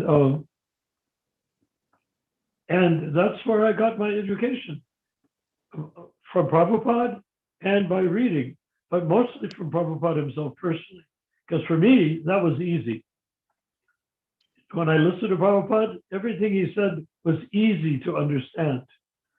And reading he was writing for people that were getting started in Krishna consciousness. So it's all sort of like so many cushions and pillows are there to keep you from getting hurt if you fall down. I loved it. I read it, but I could understand clearly that what Prabhupada was writing was for people to become Kanistha Adhikari, how to bring them off the street into a temple, to convince them to surrender to Krishna, but not to stay Kanistha Adhikari. So he gave me direct instruction what to do after Kanistha Adhikari. And I made that my life and soul. And I never mentioned it before because I thought the time was not right. Because what things he was telling me would not go over well in ISKCON at all. But now at this time, because of Ramachandra Prabhu and you, Vashish, and Shreya Prabhu and others also here, I realized that this is the time to reveal what Prabhupada said to me, because that's the missing link between Kanistha Adhikari ISKCON members and Krishna Loka. You have Kanistha, horizontal. Then you have Madhyam, sort of balanced in between. Then you have Uttama, transcendental, pure Bhakti Lata Bij in Krishna Loka. And that is the goal, not to become a philosopher, not to believe in Krishna consciousness, but to experience Krishna consciousness, because we are all, Prabhupada wrote, we are all originally Krishna conscious entities, but due to our association with matter since time immemorial, our consciousness is now polluted by material atmosphere. So everything Prabhupada wrote was to disabuse people of the material atmosphere. But in Istagosthi, we have to say, yes, we've done that. Now we need to get to the core of the matter. Not how do I become a pure devotee? How do we create a climate in the planet Earth for the rest of 10,000 years, about 9,400 something years, how do we create an atmosphere on planet Earth where we can deliver even the germs, even the animals, even the maggots gobbling up dead animals in the pit, and the birds in the sky, and, oh, yes, let's not forget, how about the human beings? Deliver them Okay, too. Prabhu, Prabhu, can I I want to interrupt Naranarayan Prabhu. Ashish Prabhu, I want to ask you something here.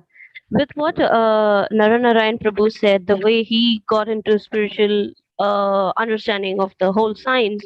Now, my question to you is, don't you think that did you notice how Naranarayan Prabhu approached Srila Prabhupada? Did you see how he clarified his questions? He never got an opportunity to question Srila Prabhupada. Rather, he was humbly asking for guidance. He was seeking for help. He was looking at finding a way to progress. And our generations, I would say, I don't want to make it sound as arrogant, but we are in our attitude, in the way we approach a spiritual master. We don't have the humility to allow them to take us the path that we need. They've been through that phase. And if we can ask Narayan Prabhu questions which we cannot ask anybody else, don't you think this time is much more valuable and worthwhile than spending time amongst ourselves in the vicious circle? I think this is a totally different level of understanding in the spiritual path. I did not get an opportunity to ask Sadhguru any question I wanted. It was in my heart. I couldn't get through to him. I didn't have an opportunity to ask Ramakrishna group of people because Ramakrishna is not there, and the people who talk on those lines are talking from what they've understood about their books. So I'm saying here we have Naranarayan Prabhu, who's spent time with Srila Prabhupada. He was a chosen one. In midst of so many millions of people, if he's got an opportunity to spend time with Srila Prabhupada, even if he is not equal to Srila Prabhupada, which is definitely the case, he's spent time with him, and having that opportunity to speak to him and trying to understand those subjects that he has understood directly from the author himself. I think we wouldn't find anybody else who could give us that direction that Narayan Prabhu could, unless he's doing it his own way, which we all agree to that he's not. He's putting us back to Srila Prabhupada's books. He's connecting us back there. So I think this every minute that we spend with Narayan Prabhu must be used in the best way possible to get answers that we cannot get from anybody else. Because having asked people in ISKCON those questions that I had, they can just dodge you away. They can just dodge you because it's not Istagosthi. Because it's a forum where there are 200 people, and if I ask what is your worth as a guru, they can just say I'm not a guru. I'm a bhakta here. I'm just speaking from Srila Prabhupada's books, and then in the background they can be laughing at you. That is the kind of people that I have come across, and this is not that. That is why I think we need to stop asking those uh, do I call it logistical questions, rather shift our focus totally into understanding how we can progress individually. When you progress is when we can bring another person into this. It is not as easy as networking for any other purpose, but making somebody realize Krishna consciousness is not easy. And if Naranaran Prabhu is there, then we need to awaken ourselves much more. That's what I wanted to say. But I do know you're trying to make a point, but I only feel what Bhanu Prabhu did, what you're doing, what others are doing, we are only arguing with Naranaran. We are asking him to validate, but he's not the person who wrote the books. He's only trying to tell us what Srila Prabhupada has written, and he's trying to tell us that what others are doing is not the right way or what was prescribed by Srila Prabhupada. Why not we just let go of that aspect and start listening to what Naranaran Prabhu has to say about our personal advancement in spiritual lives, because that is what he's talking about when it comes to the League of 10K. Only if you are awakened, maybe for generations after, can we bring somebody into this particular group. I don't know if I'm wrong, please correct me if I'm wrong, but this is what I've understood as a whole of all the meetings we've had. Am I correct, Naranaran Prabhu? Did I say anything wrong? Please forgive me. Hare No, Krishna, you have Hare not Hare. said anything. You did not say anything wrong. But what I would like to clarify is that unlike a guru anywhere or guy in charge anywhere, I'm not in charge of anything. Everything I have that I say is what I say. It does not mean that I am any sort of authority of any kind. I'm not. I am your servant. And if I can serve you by relating what I said to Prabhupada, and you said I was talking humbly to Prabhupada, I wasn't talking arrogantly or humbly, but I talked directly to Prabhupada. It's unusual to do that. And I didn't want anything. I didn't want to be a temple president. I didn't want to become a guru. I didn't want any of the things that people are drooling over to want to have. All I had was I wanted to know the answer, and there was in front is Prabhupada, who I never even shed a shred of doubt that Prabhupada knew the answers. But as far as books are concerned, just remember, read them, of course, but understand they are like a very broad net to bring in a lot of different types of fish.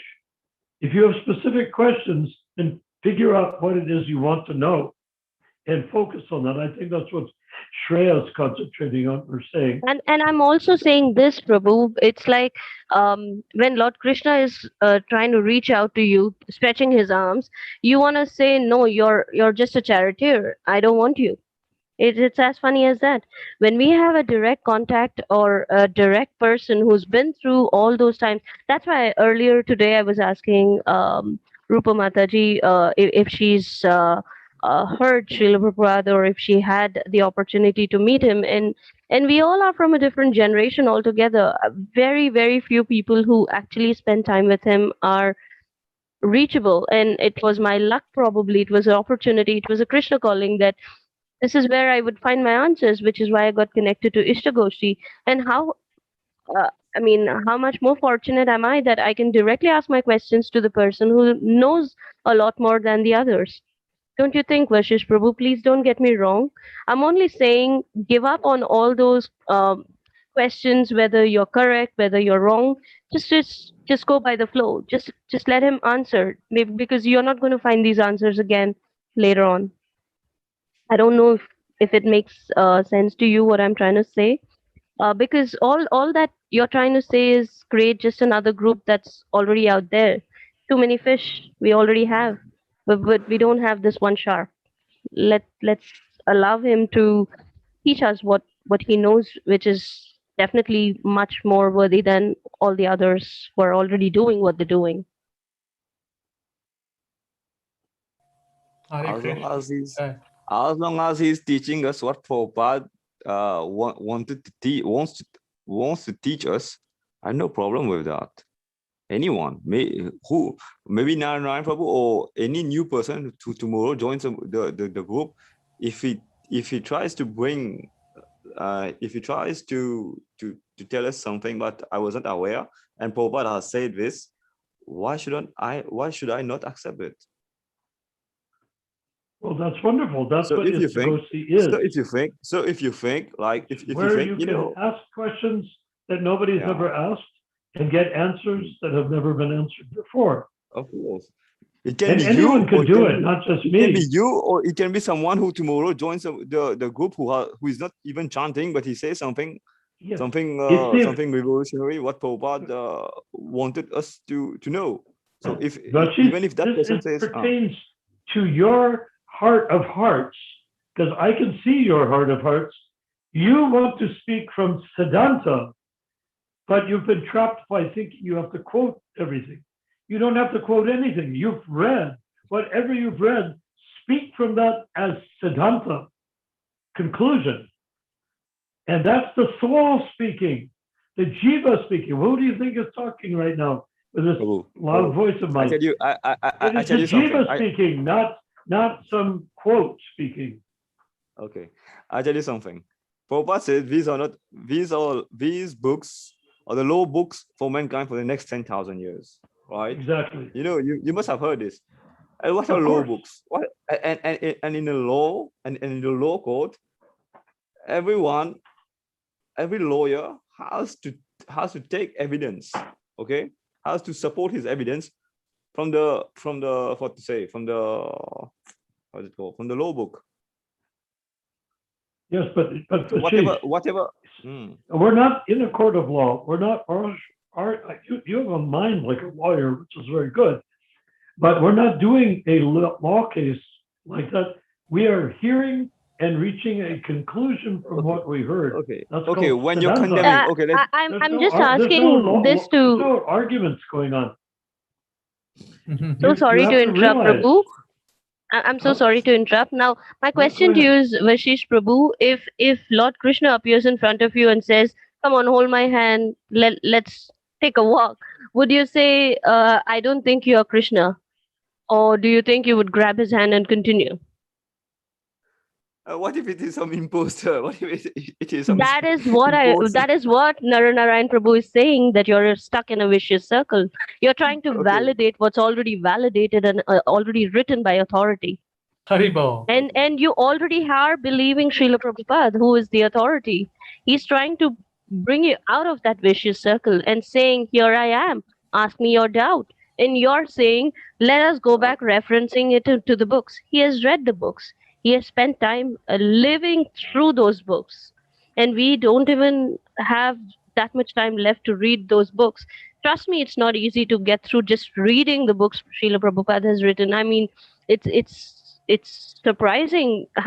Surprising is not even capable of expressing what intensity those books have. Srila Prabhupada spends so much time putting all that data into those books in languages that are probably not even taught today. Sanskrit is so difficult for a common man today, but then he has written it. And when I was reading, I think Bhagavad Gita yesterday, I started again and I read the preface where he says, I think in the first few paragraphs he says, I think there's nobody who's going to be able to find a different meaning to the words that I have written. The Sanskrit that he's translated, he says, is done in the best way, and nobody would probably find a better word to translate it into. So I'm only saying, continue reading your books. You have a doubt, come back to Istagosthi and ask Narayan Prabhu. Use his time to ask those anyone. questions. Yeah, and Narayan Prabhu makes me answer questions sometimes because he believes it's the jiva that's answering, not me. And that's why he keeps telling us. Yeah. Istagosthi is the jiva, not the memory. I don't know if you got my point, Vashish Prabhu. I hope you don't get me wrong. I'm getting your point. I got your point actually, but maybe you're not getting my point also. There's a possibility you're not getting my point. You're like a scholar, and you like to argue points. I don't want to be a scholar. I don't want to be a scholar. I just want to practice devotional service as Prabhupada instructed. What do you consider me being very presumptuous or arrogant for me to say about you?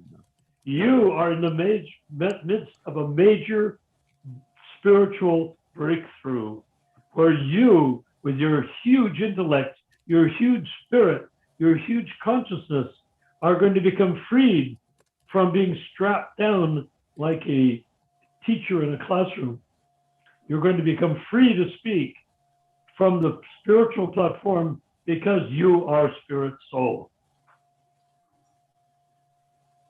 I am a spiritual man, but I have yet to realize it, Prabhu. That's why I have to chalk out.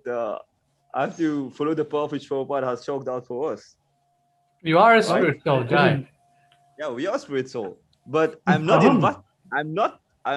yet qualified to say that I'm fully You are working. qualified. Why are you saying you're not No. qualified? There's no such thing as qualified. I know what I am. I know what I am. I know what No. I Do am. you think I know what I am. gopis close to Krishna in Krishna Loka feel that they are qualified? Gopis are different. Why are you bringing gopis to my level or any conditioned soul's level? Prabhupada clearly says that. We are not conditioned soul. We are to mundane level. we I'm a are mundane pure person. spirit I'm a soul. mundane person trying to purify myself. Why become And attached to being conditioned? I'm not attached to being conditioned. In Istagosthi, there's no conditioned souls. Just people speaking from realization, which means as spirit soul. Okay. You have the power to do that, Vashish. You have the power to speak as a jiva, not as a man with a jiva. I agree what you're saying. Do you have a soul? Or are you the soul? You see, aham brahmasmi means you can speak freely, and if you make a mistake, so what? There in this Istagosthi, if you make a big mistake, someone who's also speaking a spirit soul will work with you and counteract the mistake. But in both cases, both parties will go forward. That's the thing. It's very kind of Vashish, yes. It's very kind of Shreya to say so many really eloquent things that are wonderful to say about me. But we can say, let's make that about all of us. Let's all speak from that same platform. And then, like the Bhaktivedantas who were receiving mercy from Narada Muni's mother during the monsoon in the first canto of Srimad Bhagavatam, Prabhupada uses the word turpulating. Turpulating means spontaneous vibration. One vibrates in ecstasy, and the one next to him vibrates in ecstasy because he feels the ecstasy and he vibrates. Vibrating, the first one feels it. What about the other 50 or 60 or 80 of them in the group? They were all vibrating in spiritual ecstasy, like you pluck a string on one instrument and across the room another string on another instrument. It's called sympathetic vibration. By sympathetic vibration. So what we do in Istagosthi, create sympathetic vibration where you, Vashish, you can be the one who is speaking in such a way that it clears the cobwebs out of misunderstanding Prabhupada's writing. Is that fair? If I'm not able to clear that, there are others also who can clear that. We're all working together. That is Istagosthi. Yes, Istagosthi means circle of cowherd boys. Okay. What happens in a circle? Nobody is the leader. Everyone is equal. In Istagosthi, everyone is equal. Nobody's big, nobody's small. Okay. But I would like to add something. Prabhu Ramchan, I'm sorry. Yeah? I'm sorry. Just one last thing. I would like to tell Mataji Shreya in any way that I'm not always against Prabhu Narayan, and I value very much the time he's giving us. He wants to instruct us, to educate us. I didn't get you wrong at all, Prabhu. I didn't get you wrong. I'm only saying, instead of what you're trying to make points of, go ahead and ask him those questions that you need for advancing. Forget the rest. That's all I'm saying. Okay. Because I know what you're arguing about is to get an answer, and that's good. But then progress, advance from that part, because he's saying that's not an important question. Now if you're a doctor operating on a particular person, you would not be wasting time trying to identify what happened the day 1, the day 2, the day 3 until you reach the surgery room, right? You would get into action, and that's what I'm saying. Get into action. Ask Narayan Prabhu those questions which will help you advance from where you are, because we all are stuck somewhere or the other. And I feel he is in an advanced stage where he knows a lot more than we do. So let's grab all that we can from him. That's always my point, and I don't take you Okay. wrong because I know No, no. you're also just like me in a different state. That's it. Secret is Prabhupada saying to Krishna Paramatma, make me dance like a puppet. Meaning Prabhupada wanted just to be a figure, a puppet in the hands of Paramatma. And if Paramatma will tell what to say, Paramatma will guide each and every movement. I recognize and welcome you, Vashish, to do the same. And Shreya is already doing that. Let's all do that. It doesn't take, I have some special things that I do because of meeting Prabhupada. I want to share, and whoever wants to get the benefit of what I heard from Prabhupada, meaning whoever wants to hear Prabhupada as I heard him speak, I'm your servant. You're welcome to ask. But I want to hear from you too, but not from the bodily platform of a body that has a soul, but from the platform of a soul that is leaving the body behind to take a snooze while the soul is busy speaking from realization. So Vashish, let's hear you as Jiva, Jivatma, Aham Brahmasmi. You are the soul. Speak as the soul. Never mind your memory, your mind, your body, your legal training, all of that stuff. Forget it. It's not going to help you at the time of death or at the time of life either. Forever. Let's just work together. We're partners. Okay, theoretic. Of course, always we are partners. You are a senior partner. I'm What I not was senior saying, anything. no, I'm no, your you're servant. You're senior. I'm servant. Okay. No, Okay, but I want to change the topic now. Something interesting has come up that I saw that I want Good. to show Good. people. So can we get off this platform and get to the GBC level? Oh, hey, we are still in the ABC level. You want us to go to a JBC level? That's that's not. Yeah, that's good. That's a good one. We're we are just still at in ABC. ABC. How can we get to You GBC? see? Hey, you're kidding me. You're kidding me. Okay, certain program. So we go. Let's go. Okay. I'm always wherever you take me. Okay, we're gonna go from ABC to GBC. Okay, so this is a new series that we'll watch maybe a few seconds of it, and you'll see the massive amount of miseducation that these so-called unelected GBCs are doing to Srila Prabhupada's movement. So I'll show you here. So I'll load the video. 1 second. Are you sure they're not cardinals in the Catholic Church? Oh yes, yes.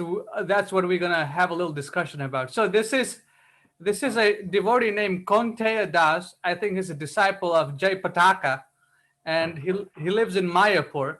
So I'll play the video and see if you guys can hear this part. See what he's saying about the Catholic Church, and he's exactly describing the Catholic Church. So maybe we'll watch about 1 minute of it or 30 seconds.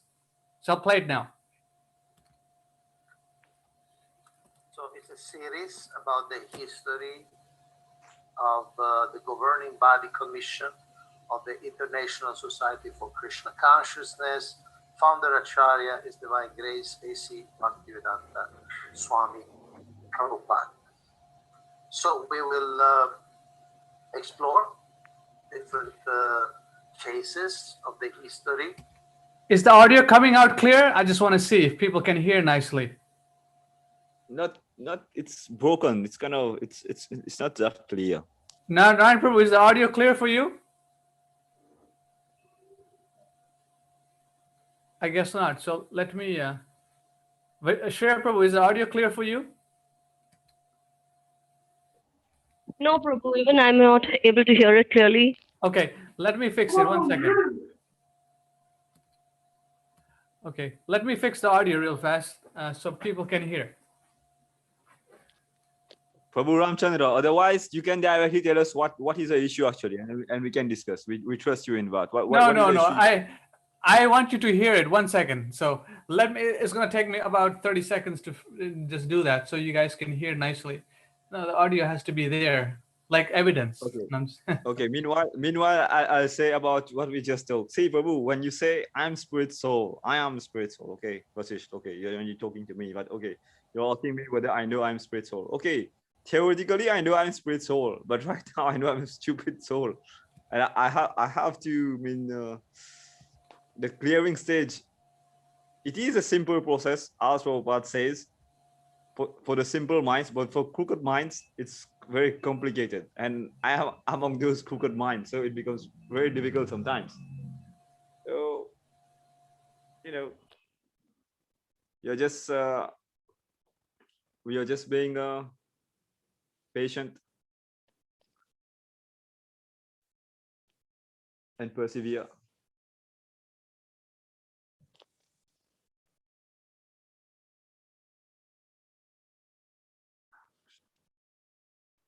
Jai Vashish Prabhu.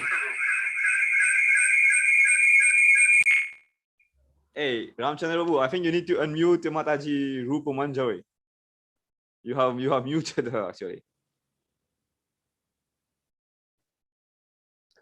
Thank You you. unmute It had me forcibly muted. Now you No, are muted. I can't hear you, Ramchandra, we can't hear. Ramachandra. Unmute Ramchandra, we yourself. can't hear you. 1 second.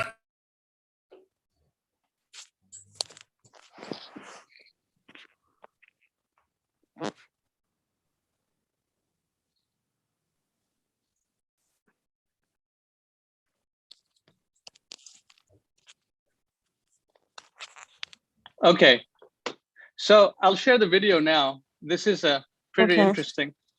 I think you guys will laugh. So 1 second. Mataji is dropping right now itself.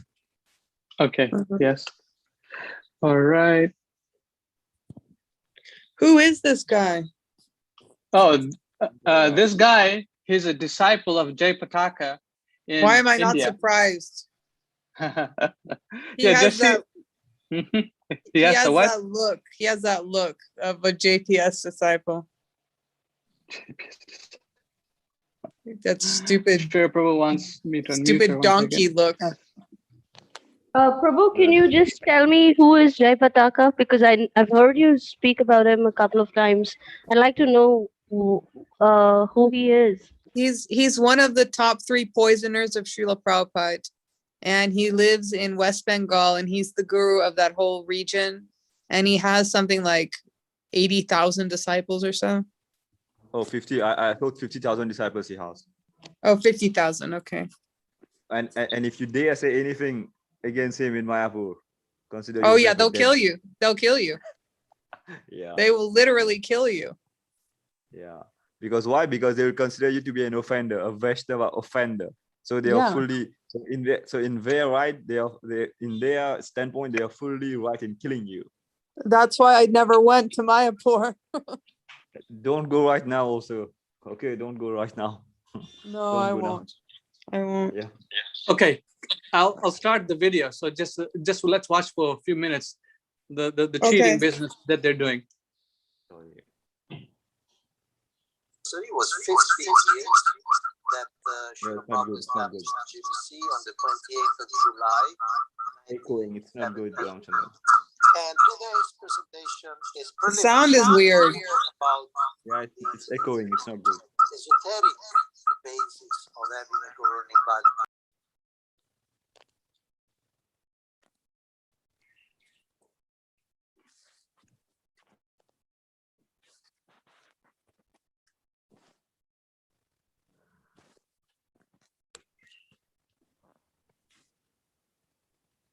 Hello? Ramchandra Babu, can't hear you. You need to unmute yourself.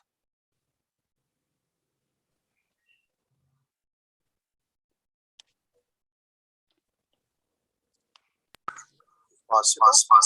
And The sound is echoing.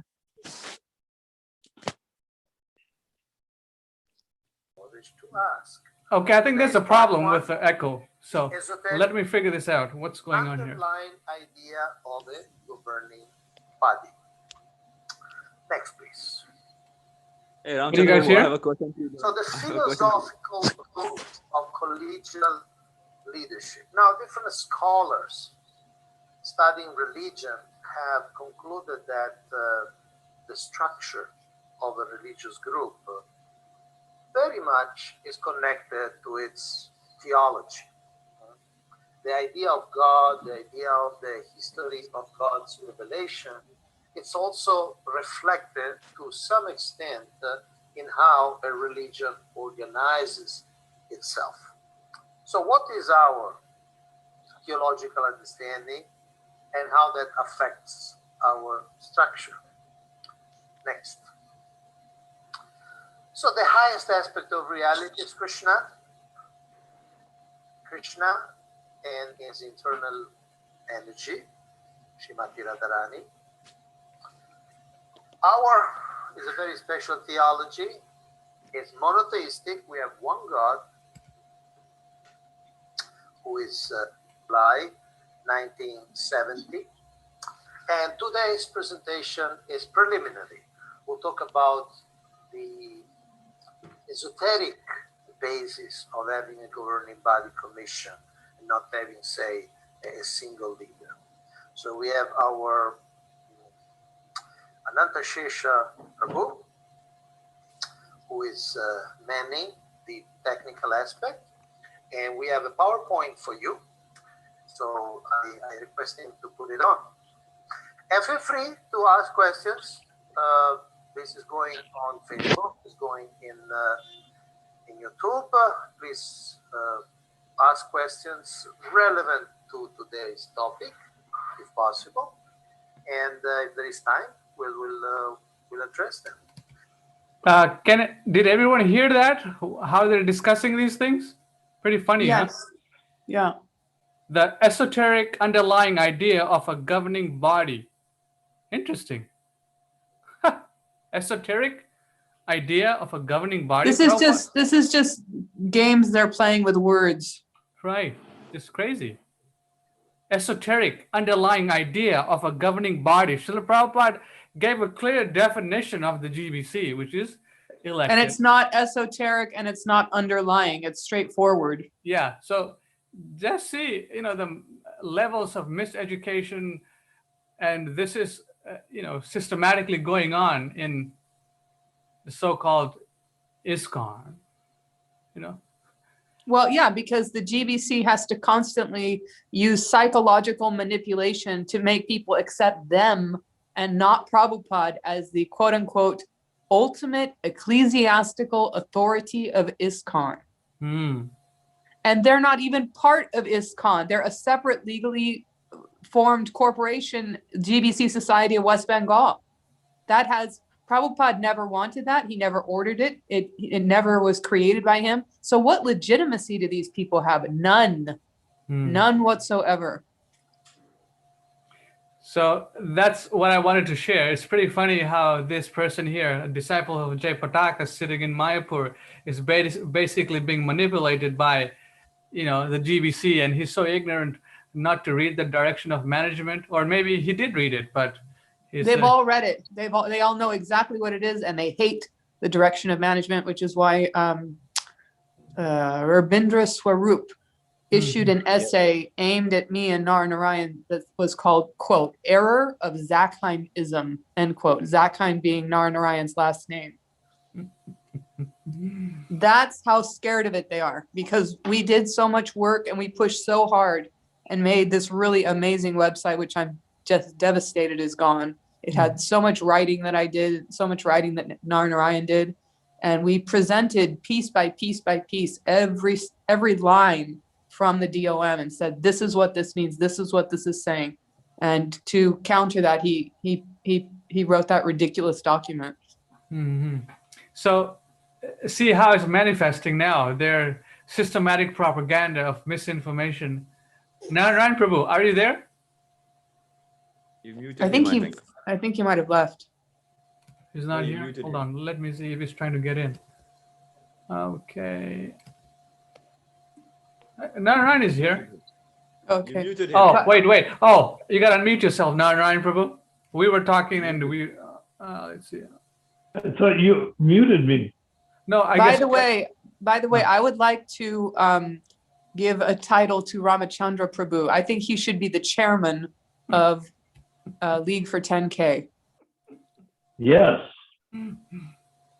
Okay, so it's pretty interesting. Just that 1 minute, the esoteric teaching, the levels of deviation is going like crazy out the window now. You know, esoteric.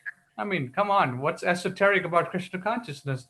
What's esoteric about the GBC? Srila Prabhupada established it, and he gave a clear written direction.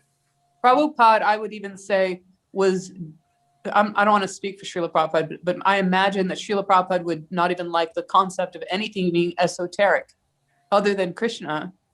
No, Krishna's not esoteric. I mean, I guess if we're trying to fathom him, he is esoteric, but nothing should be esoteric. It's plain black and white. ABC, a 5-year-old child could read the documents that Srila Prabhupada published for the management of ISKCON and understand what it says. Only from the spiritual platform. If a person tries to be a scholar, they can turn it into an endless supply of pretzels. But if they are speaking from the jiva point of view, it's simple. Prabhupada said what did he say? It's simple for the simple minds. for the simple, complicated for the crooked. GBC simply is management. That's it. They're managers. What is a manager? If you go into a restaurant, manager is not the top guy. Manager is in the middle. He makes sure that all of the functions of that whatever society it is goes on properly. That's their only job. They do not have some esoteric ecclesiastical, whatever. GBC, Prabhupada lays it out in black and white in the direction of management. And it's very simple. The complication is the people are trying to analyze each other's reasons for not accepting it. But if you just accept it, if you accept it prima facie, on the surface, it's easy. That's why the Istagosthi here and the League for 10K speaks from realization, not from thinking process. We have to speak from realization because that's where Prabhupada wrote from. He wrote from realization, and we will never understand what he wrote unless we accept it from realization. And here they're saying the philosophical roots of collegial leadership. It's not philosophical. It's based on a train system that Bhaktisiddhanta established. It's not philosophical. It's about, hey, are the temples following the standards? It's that simple. Just see, Hare Krishna. Hare Krishna. Well, there it is. Raman, Mahaprabhu, after the session is over, can you call me? I have some urgent questions concerning my phone. Absolutely. Please do, because I went to Costco, but you had already left today. Absolutely. Okay, so let's just hear spontaneously what they have to say. I haven't watched this video, so let's see what kind of insanity they're going through right now. The same age, the gopis sees him as the beloved. The elder gopas and elder gopis see them as the marvelous child. Okay, forget gopis. Now, when the acharyas of the Gaudiya Vaishnava line, the followers of Lord Chaitanya, had to structure the movement, had to organize the movement to make it effective, able to function in the world, they envision a collective leadership. Like, for instance, under the instruction of Srila Rupa Goswami, Jiva Goswami, in this picture, Jiva Goswami, he took the leadership and established the Vishwa Vaishnava Rajya Sabha. Sabha means assembly. Vishwa means universal or worldwide. So he established this idea that it's a sabha, it's an assembly. There is no like one person. Of course, there are prominent acharyas, there are leaders who everybody sees, especially in power, especially scholarly, by their production or by their output in outreach. Everybody sees they're superior, but the concept of leadership and all the movement somewhat diverted itself. So Panchayat. There is a group of 10 devotees, and he says this will be the leadership. The same concept of a governing body.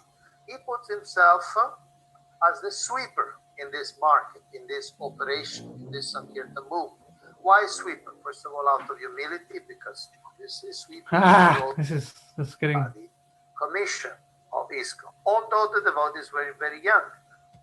Okay, let's go back here. Aware of the instructions of the spiritual master, as soon as the devotees practically could, I'm using an analogy, practically could walk, as soon as the devotees had a minimum of a few years of experience, he created the governing body commission. He didn't wait long. There was such a gap of experience, of seniority, of advancement, of knowledge between him as the founder Acharya and his disciples, which were very young, but basically 4 years after founding ISKCON, he created, established also the governing body commission. Can you pause it? Although the devotees were very young. Go ahead, Rupa Manjari Prabhu. He each time leaves out the direction of management. He doesn't explain how the direction of management. I mean, the GBC was established by the direction of management. He just says that the GBC was established, and that's how far he goes. Yeah. I don't get it. Okay, you'll get it later. Oh, we're gonna watch the video. All right. This is for other people to get. You'll get it later. Who's Thank he? you, Prabhu. The devotee, at least one of the devotees, the first governing body commission, was a devotee since 6 months only, and he was a GBC.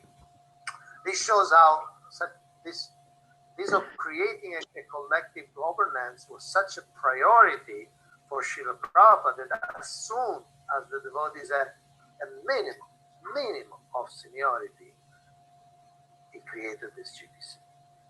Next. Now, a little note. Some Gaudiyas who claim to be most Rasika actually don't claim we Vaikuntha. I'm just fast forwarding. He said, let there be a success authority of the entire international society for Krishna consciousness. Okay, so this is I think, Rupa Manjari Prabhu, you remember this? Yes. Is this bona fide? Yes, this is bona fide. Prabhupada did write that. But he wrote that with the intention that it would be an elected GBC, an elected GBC by the temple president. See, this is the thing about the DOM, the direction of management. What we have now is that the GBC gurus are at the top of a pyramid. In the middle are their sub managers, and at the temple presidents. So at the top of the pyramid is GBC, and then you go down, then it's the temple presidents, and then you go down, and it's the entire rank and file. Now, the beauty of the DOM is that it flips that pyramid upside down. Why? Because the GBCs are elected by the temple presidents, meaning that the temple presidents control the GBC and make sure that it's according to Prabhupada's standard. And then the congregations are at the top because they elect the temple presidents. So the congregations at the top actually have all the power, and then the temple presidents have less of the power because they're subject to the votes of the congregation. And the GBC at the bottom of the pyramid has even less power because they're less in number, and they are elected by the temple presidents. Does that make sense? Jai, that's a perfect system. Hare Krishna. So let's see what this guy has to say about this point. I haven't seen this video. I'm just going through it spontaneously with everyone here. So let's see what kind of crazy thing he says. So this is the will and testament of Srila Prabhupada, very, very clear, very unambiguous. Ultimate managing authority. Next. This is just a few days, 9 days before Srila Prabhupada left this world.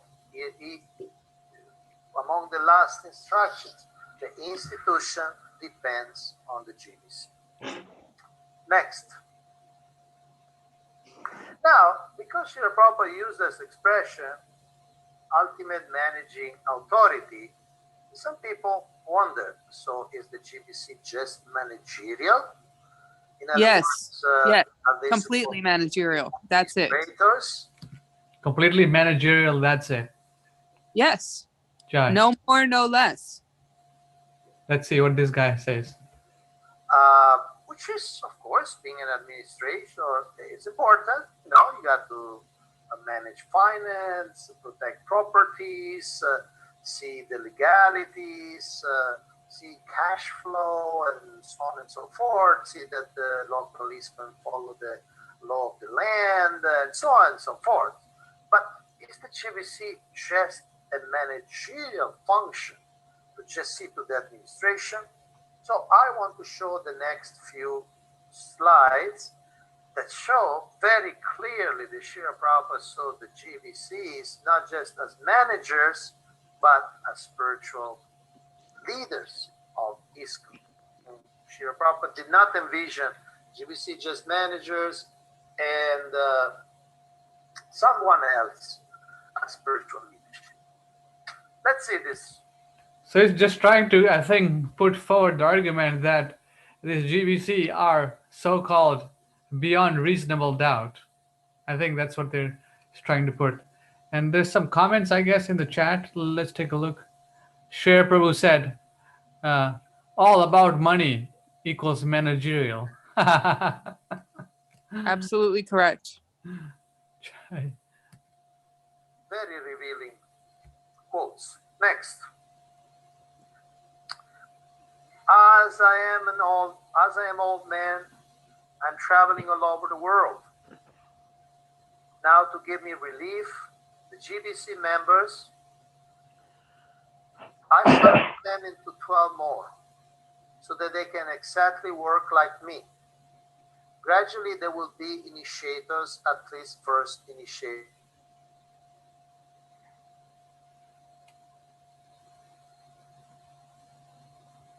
What happened? He got muted. This is directly in a conversation with the GBC in Los Angeles, 25th May 1972. So,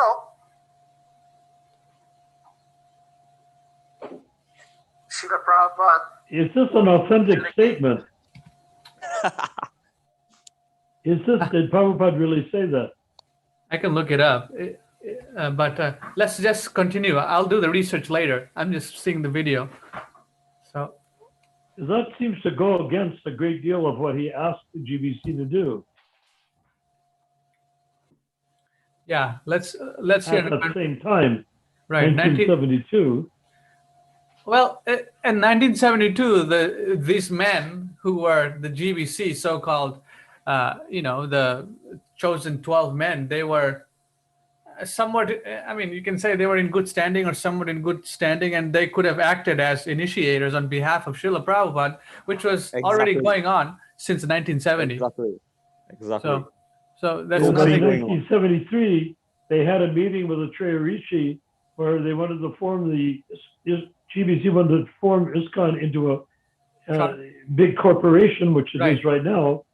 And Prabhupada dissolved the GBC. That was 1972, Narayan Prabhu, or Karandara. He spoke out. He spoke out against Karandara. He was trying to centralize the whole management system and corporation and money and temples. But the next year they actually did it, and they didn't. And Prabhupada was supposed to, in his lifetime, be at every GBC meeting. And he was not even invited to the meeting. Nor did they tell Prabhupada they were having a meeting. Yeah, it was completely conspiratorial. Yeah, it was a conspiracy. And as a result, he dissolved the GBC and brought all the GBC members one by one to talk to him individually, just as he did when he dismantled Paranjan's heretical Gopi Baba Club he brought all the members of the Gopi Baba Club to see him one by one, and they all fell on their faces and apologized to Prabhupada. And then they brought Paranjan, and Paranjan got angry. Prabhupada stormed out and didn't even show up again for 3 years after that in ISKCON. He actually never spoke to Prabhupada or wrote to Prabhupada in the rest of Prabhupada's time on planet Earth. Okay, so can we continue? Yes, Go let's ahead. continue. Okay. Devotee Shubhu Ram Prabhu saying, exactly work like me. He said it in the chat. It's not there in the database. So there's already some addition to Prabhupada's quote. Can everyone see the chat? Shubhu Rama Prabhu said in the chat that exactly work like me, unquote, is not there in the database. So I'll take a look at that and verify that. So Did you find the quote in the database? let me check, Prabhu. So let's. It's pretty. It's already smelling a lot of fishy, huh? What they're doing here. Fishy is what it is, yes. Yeah. They're trying to justify an unjustifiable position. Right. That they're a group that is legally distinct from ISKCON, that has claimed all of ISKCON's assets as its own, and stated that all future disciples to take initiation must offer their allegiance to the GBC to be members of ISKCON. We'd like to add Imagine how something here. complicated that would be if the GBC was elected every 3 years. Right. Right. Ashish Prabhu wants to say something. Go ahead, Ashish Prabhu. You can Yes, say anything. have you already shared what you wanted us to know? I'm still looking for it. Go ahead, Prabhu. Yes. Otherwise, I had two things to ask Mataji Rupa and Naranayan Prabhu. Yes, go ahead. And to you, Yes. and to you also. Initially, the title of that Conte Prabhu, he was saying that the esoteric underlying of GBC, something like that. In his title he was saying. So, what is wrong with the title actually? Esoteric? Yes. I mean, it is true actually. What do you mean? It is true. Esoteric. Esoteric is Yeah, something that is. Esoteric is not Prabhupada's language. Prabhu, Prabhupada has used it many times, Prabhu. Many times Prabhupada has been using it. And you know what is the meaning of esoteric? Esoteric means something which is hidden, which is not known to everybody. It is implicit. It is not explicit. This is the meaning of esoteric, right? So, in confidential or secret. Yes, exactly. So let's put it in a way. It shouldn't be a secret, like Mataji Rup Manjori was saying. Actually, it's not. It's black in white or something like what she was saying. It's very true actually. But imagine you have some 50,000, the mainstream ISKCON there, who are following the GBC. Who are following GBC. They are thinking that they are following Prabhupada as it is, but it's not the case. So only few people like yourself and very few others who know the thing how Prabhupada wanted it to be. So when you analyze it, it is obviously esoteric. But this fellow who is presenting who is doing the presentation, he himself doesn't know actually, but he thinks he knows it. He thinks he knows it, but actually he doesn't know it. So it is the GBC about the spiritual affairs. Everything is very confidential. On your own, you cannot know it. It comes down through mercy, through parampara, for devotees. Yeah, but not about the GBC. The GBC, they are simply managers with functions to keep the movement going. And there, as you said, everybody needs to read the DOM. Precisely, everybody needs to read the DOM. That is what GBC is intended for. Esoteric does not apply when it's in black and white. Exactly what is the purpose and function of the GBC? No. Mataji, here I beg to differ here, okay? Because Prabhupada's books are available to everyone, isn't it? Yeah. How many people are reading the book? How many people are practicing it? That doesn't matter, Prabhu. If the books are there and this direction of management is written by Srila Prabhupada and signed by 12 people, I mean, it's not Yes. esoteric. Signed by three people. Oh, yes, and yeah, but they're the 12 names or whatever they were. 12 names, yes.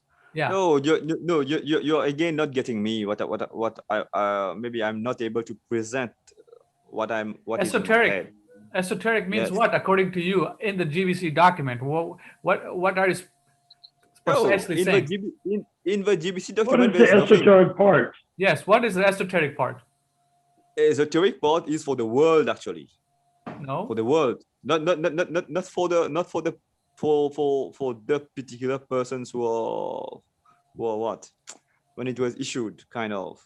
Okay, means for any particular person, for any neophyte devotee, when he will read for any neophyte devotee, means new devotee, when he will just come across the GBC, the DOM document, without any guidance, if he just reads it, he won't understand one thing at all. Why? He won't understand. Prabhu, you It's cannot. simple. A child can understand it. See, your problem is you cannot put yourself. You cannot put yourself in a person who is just new to Krishna consciousness. Actually, you don't know what you Have you read the direction of management, Vashish? Of course, I've read. I So can understand. what's the complicated part? Is there something esoteric about it? There's Prabhu, nothing esoteric. It's plain as day. You have grown and matured in such documents. Others, they don't have. You have temple presidents elect people for 3-year terms. What's the esoteric part? The reason they use that word esoteric is as a blinder to all the things that they've done and are doing that are not GBC duties or GBC powers. So they say esoteric to kind of cast a shadow on it so that people don't question they want it. to make it sound like the cardinals of the Catholic Church. Yeah, but the question is, whose word is esoteric? Prabhupada never used the word esoteric. It's this guy giving this lecture right now. He said the esoteric underlying whatever meaning of the GBC. Well, there isn't any. There is, because the GBC is criminal. It's esoteric in that sense. The real GBC, there's nothing, is plain as day, simple as. Yeah, but these are not GBCs. They're criminals masquerading as GBC. They're criminals. They're using the word, the name GBC, but not anything else but the name. Exactly. It's a gang of criminals saying GBC. If you look at the GBC document, you can't find any point of comparison between what Prabhupada wrote, what was signed by all the 12 people that vowed their lives on the GBC, to what is going on now. There's no similarity. So if that's esoteric, the esoteric part is, how did you get from a genuine, simple form of management that was reelected every 3 years by temple presidents who picked a slate of temple presidents, like maybe you're going to elect 8 out of 12 every 3 years, so you get 30 names, and then of the 30 names, the 8 with the highest score get to be the GBC. There's nothing esoteric about that. No, it's pretty straightforward and nothing to question. There's nothing to question. What's the difficulty, Vashish? Okay, what's the difficulty? Are we stuck on a word again? You want to know what the difficulty? Just do a printout of the DOM and present it to your friends, your local devotee friends there in Sacramento. Just present them. What will happen? Just make a printout of the DOM. What will happen? Yes, what will happen? It's not esoteric. It's Prabhupada puts it out very clearly. This is what the responsibilities of the GBC are. Just make a printout of the DOM and just show it to your friends. Okay. Well, what's the point, Vashish? I honor you, but what are you saying? What is the point? Why do you want to print it out and show it to your friends? Let Ramchandra Babu answer it. Make a printout of the DOM. Give it to your friends. What will be the outcome? Just tell me. What will be the outcome? They'll read it and they'll be like, oh, this is how the management system which Prabhupada is talking about is supposed to be done. whatever that is. Or they will say that Prabhupada changed his mind and made it different later. It's not esoteric. When do it, Prabhu. Huh? When do it, Prabhu. When we have to do it, we do it. Esoteric is their band-aid to cover up all their indiscretions. They just say esoteric as in, hey guys, we're like way beyond you. And if you maybe are lucky, you might be able to understand who we are by sending in this loser from JPS to do this stupid presentation. No, That's it. Let's don't undermine anybody. Let's don't look down upon anyone. Okay? Let's not look down upon anyone. Just like you are very fortunate to be following Prabhupada today, right? It's very All clear, of us here. Prabhu. I think it's very clear to everyone here. Yes. But in the same way, Prabhupada has given an instruction. Actually, he said whatever we are doing, like following 4 regulatory principles and chanting Right. 16 rounds of Mahamantra, this is a basic rules and regulation. As you progress, there will be higher and higher rules, higher and higher instructions. You agree with me? No, what higher instructions? Prabhupada's for the GBC is very simple. If you want to talk about the GBC, simple. I'm talking about people. I was talking for people in general. GBC, it's not any Tom, Dick, and Harry will become GBC. Prabhu. Any Tom, Dick, and How do Harry you won't become be GBC? You eligible get to become elected. GBC. Yes, I agree with you. But who is qualified to be elected? Who is eligible to be elected? Not any Tom, Dick, and Anybody Harry. who is a temple president can be elected to be GBC. So And anyone who is a member of a congregation is to be elected a temple president. Right now in Los Angeles, ISKCON Los Angeles, their temple president has been there for like 30 years. 1995. Not a 3-year post, which is what it's supposed to be. Yes, it's actually what you're saying, what you're analyzing on what is happening actually. But yes. what I'm trying to say is the person who is a temple president, he should be an example, right? He should be exemplary. Absolutely. Yeah. He should be the highest guy. He should, or woman in that case. Like they should be the most spiritually advanced. Exactly. And they should be elected to a 3-year post. And then at the end of that 3 years, a new one is elected. Yes. And if you read the DOM properly and the topmost urgency letter in 1974, you will see that Prabhupada says that these GBC members, they are the direct representatives of the spiritual master. You have heard something like that? But these are my direct representatives? Yes. So, like you were saying, temple presidents, they're supposed to be very spiritually advanced people. And now amongst these temple presidents, you'll get 12 who will be elected from these temple presidents, from this ballot or from this lot of temple presidents. You will find the 12 GBC members. We have to elect 12 GBC members. Of course, they must be the how long best. do these 12 men remain GBC according to Prabhupada? 3 years. That's among us. This we know, Prabhu. This we know. But I'm talking about the basic things. You're talking about a very highly elevated thing. But sometimes we need to know the basic thing also. Without knowing the basic, it's not highly elevated. It is very simple, practical management. And it was modeled. Bhaktisiddhanta modeled after the GBC in India. And the GBC in India is the governing body commission of the British Indian Railway. Yes, make it like the British Indian Railway. What's the esoteric mysticism of the British Indian Railway? No, actually, Prabhupada never said that. Means the idea or among the British Railway thing, because British Railway system. Railway. Yeah, because the British clearly described it in conversations. Mostly, there's a whole series of rather interesting historical conversations between Prabhupada and Tamal, and Prabhupada explained exactly what Bhaktisiddhanta meant by GBC, Governing Body Commission. They said, what are you modeling Governing Body Commission after? He said, British Indian Railway. He was a contrarian, Bhaktisiddhanta. British Indian Railway, they seem to manage things well. So he made it the same format.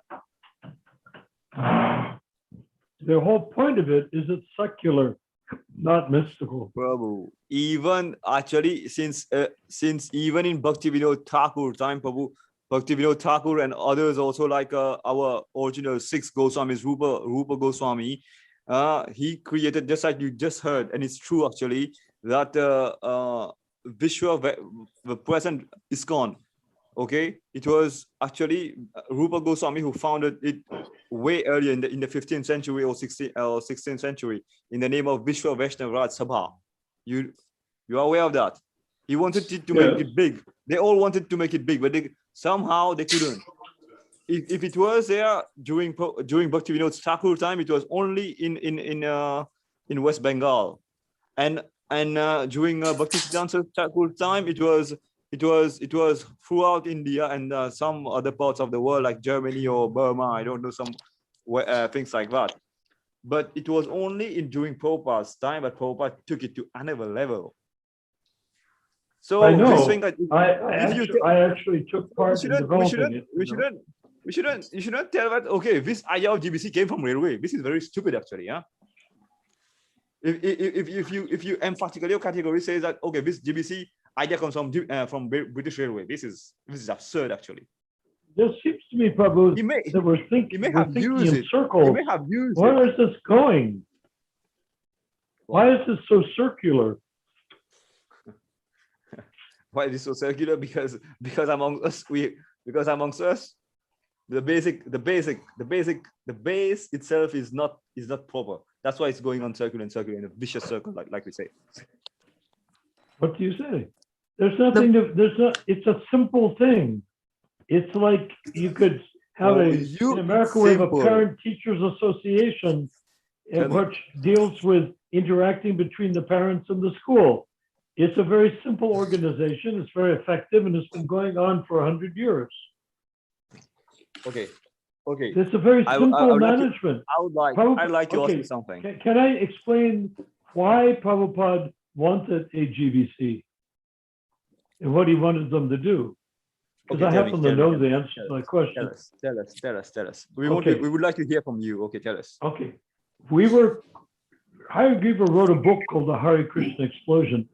We were creating temples all over the place. Now you have a very high estimation of what a temple president should be. And of course, the temple president should be as high a person as he can be. However, people can go out, if Prabhupada's intention in his charter was that each temple would be independently incorporated in the state in which it was formed. That means if I have an apartment, I want to start a temple, I can register it as ISKCON with the state of California or New York or whatever state. I create this temple and I'm in charge of that temple. I invite people there for once a week to take prasadam and hear Bhagavad Gita. That becomes an ISKCON temple because a lot of the temples started out that way in apartments or houses with just doing little programs every Wednesday classes and Sunday feast. But you could just have a man and his wife doing it, or just one man by himself doing it. That was an ISKCON temple. The problem is, how do you get what if there's some difficulty with keeping the standard? What if there's some difficulty in understanding how to do the proper arti ceremony? For instance, I went to Detroit, Buffalo, and New York City, and I taught them all how to do the arti ceremonies, such as we were learning in Los Angeles with a conch and ghee lamp and chamara, stuff like that. Before, they only did what they called ghee artis, and they just had a ghee lamp with one wick in it, and they did the arti by circulating the ghee lamp in front of the deity. But then I showed them how to have 5 ghee lamps, all those things. I taught them in Detroit, taught them in New York, taught them in Buffalo, New York, and taught them in Manhattan, New York, on 2nd Avenue. And so the GBC's job is to make sure that these little fledgling temples all of them independent from each other, are learning and maintaining the same standard as the main temples. So by that standard, Vashish Prabhu, just imagine Los Angeles has one temple. Rupa Manchaya and I used to have another temple, which was popular among certain people, but was not at all approved by the ISKCON temple on Watsika Avenue. We were teaching Krishna consciousness as it is, the way Prabhupada taught it. And what happened is that in Los Angeles, if that system of anybody that wants to open a temple can do it, we would have probably 10 or 20,000 temples in Los Angeles right now. 10 or 20,000. Big ones? No, some of them just in apartments, some of them in houses, some of them in little temples, take over a church. You know, there's all sorts of ways of getting a temple. I was part of so many temples where they only start out with half a dozen people and it grew into a big thing with 50 or 100 people because we rented a church or rented an auditorium or something and made it into a temple. So because of that climate, that raw climate, Prabhupada wanted the GBC to travel between all these temples and make sure the standard was being maintained. That's what their job was. Because they're managers. Else. Because What? they're managers. Because they are and managers. Because they're temple president managers. So a temple president comes out for 3 years, he leaves his temple, goes out, becomes GBC, and at the end of 3 years, he goes back to his temple. So during the time he's out there, he's using whatever expertise he has to help guide other temples. It gets more complicated because supposing a temple wants to incorporate some businesses with the temple as supporting the temple, things like that, they can offer consultation and proper guidance so it will be exactly as Prabhupada wants it.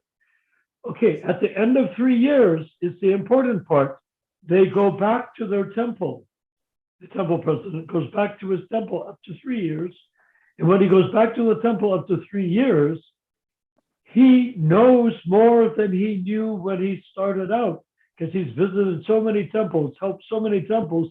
He comes back powerful and makes his own temple 10 times more powerful than it was because of what he learned by being a GBC for 3 years. Okay? So that's what the GBC was for, not to do anything esoteric. Narayana. Yes? Ramachandra and I are working together on establishing a Daisy Cow project in Sacramento. And we want you to build the temple room. Okay. So will you do it? As long as it's for Lord Jagannath and Lord Jagannath owns the project. Yes, absolutely. Jagannath, Jai Jagannath. But Lord Jagannath has to be the title holder to any property and land. That's what we'll tell our donors.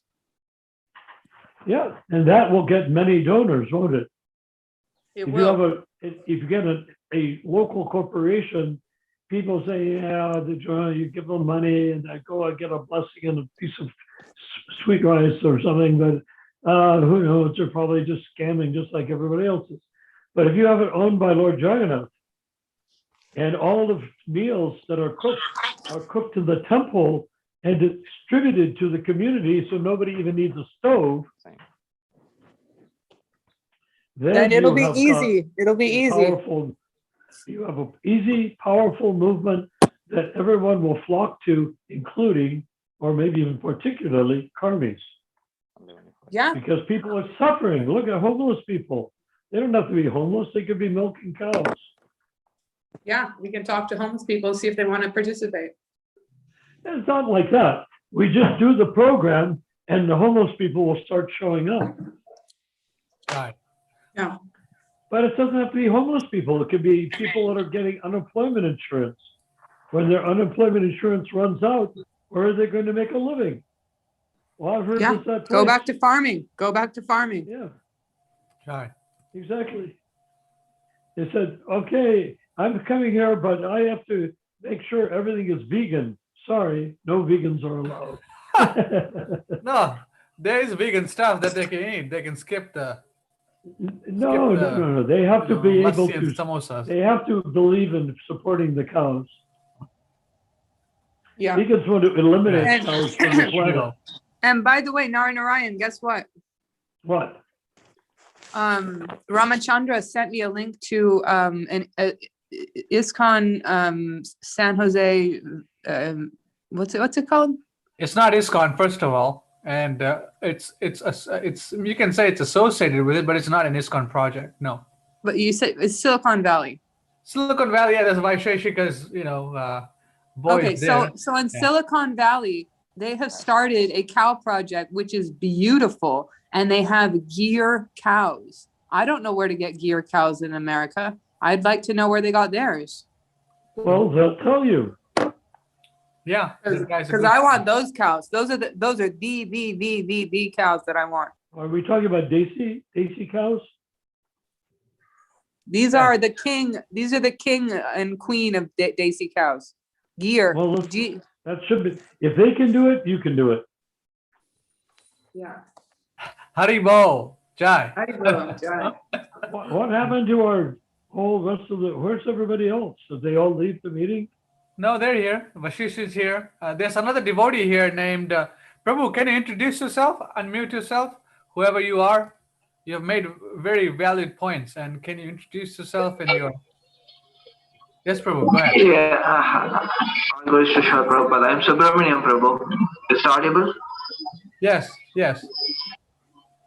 I live in Sri Rangam Dham here in South India. Acha. Yeah, and I distribute Prabhupada's books, and sometime I do service in Sri Rangaji Temple here, cleaning up the garden. And when I was young, I was doing some book distribution to a few villages nearby, 100 miles. That's it about me. I'm following just Srila Prabhupada. So I'm just inquisitivity here. So I'm just hearing now. Very good, Prabhu. You can also hear and you can input also. It's not just hearing. It's a two-way communication here. If you want to say something, you can certainly come in and say, be like, Prabhu, I realize this. I want to share this. Sure. Who is this Prabhu? And is he in India? Yeah. Yeah, I am in South India, Prabhuji. South India. He's in South India. Yeah, headquarters of Sri Vaishnava place. It's called Sri Rangam. Oh, you're in Sri Rangam. Haribol. Yeah, Sri Rangam. Yes. Haribol, Jai. And he's a cow protection? Yeah, I have 5 bulls and a cow in my home. 5 bulls and a cow in his home. Haribol. Yes. 5 bulls and a cow? Yeah. Huh. I know it's little, yeah. There is some grazing ground nearby in the Kaveri riverbed, but now I'm unable to take them there because it's changed here. Earlier it was greenery there, but now due to the floods, all the greenery is washed away. So I feed them at home. One of the most important things we can do is, while Narendra Modi is still in office, is to influence him to reintroduce and develop the breeds of Desi cows. Because Desi cows are fine the way they are, but any breed can be increased by proper agronomy. If you know how to breed animals, just like so many weird dogs exist because people bred them that way. So similarly, the Desi cows can be improved and improved and improved after having been neglected for centuries. And that should be done by Narendra Modi, who I think is interested in doing that.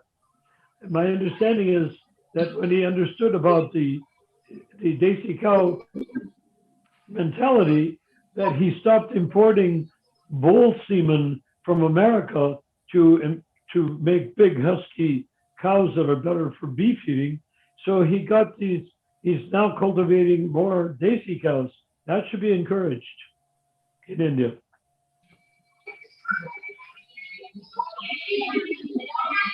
Does that make sense? So, yes.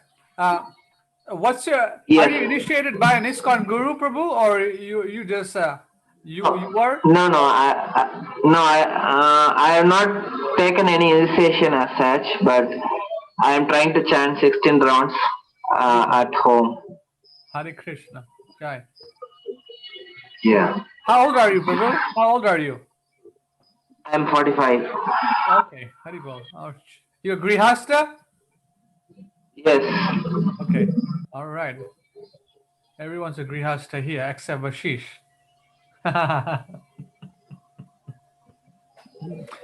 Okay. So we have cows in India. We have cows in America. Rupa Manjari Prabhu. Where do you want to get it from? The idea is only Desi cows. Yes. There's so Desi many cows. people Yeah, have Desi cow cows, projects, and they've just got ragtag cow collection, and it's nice. And the second thing is, if people take cows, milk them, and sell the milk and sell the ghee, that's not varnashram. Varnashram means the cows feed the community, and they're not exploited to sell like slaves, selling their milk to others. The milk should be consumed by the members of the community, not have it as a product to make the cow into some sort of, the cow's a mother, so you don't want the mother to become a slave, chained up slave in the backyard. Okay, got it. So I like that idea of a temple in Sacramento, of a cow protection program, but please don't try to make it into a productive dairy farm selling ghee and milk products to others.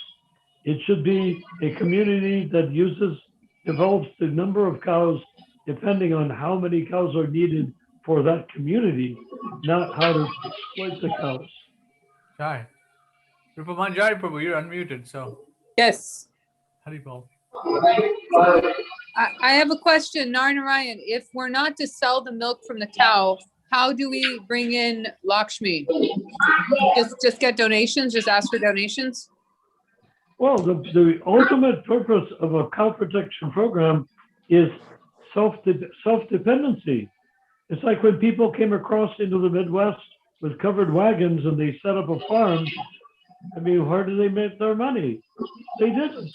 They created everything on the land themselves, everything they needed.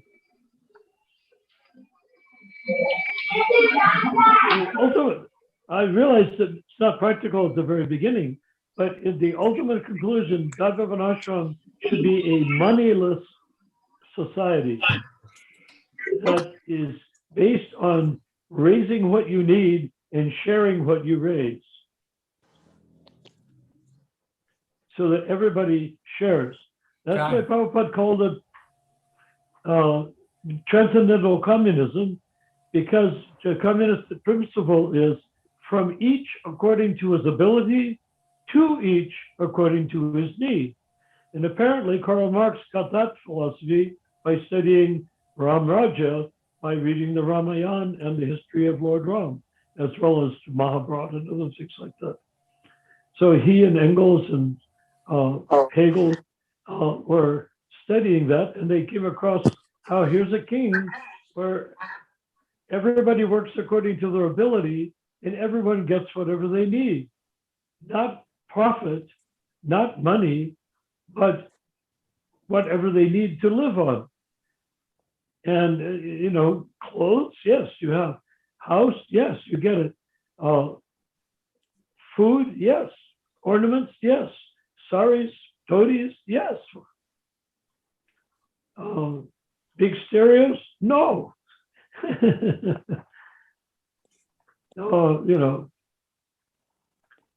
Bunch of automobiles cluttering the place up and trucks parked all over the place, no. Oxen with ox carts, yes. And oxen plowing the land, yes. No trucks, no cars. If possible, you may have to start out, but if the goal is not completely clear at the beginning, people, all of these farm projects failed. And why did they fail? They failed because every householder had his own house that was his, and then he was taking part in farm community projects as much as he wanted to. He had internet, electricity, all sorts of things which are not part of a farm concept.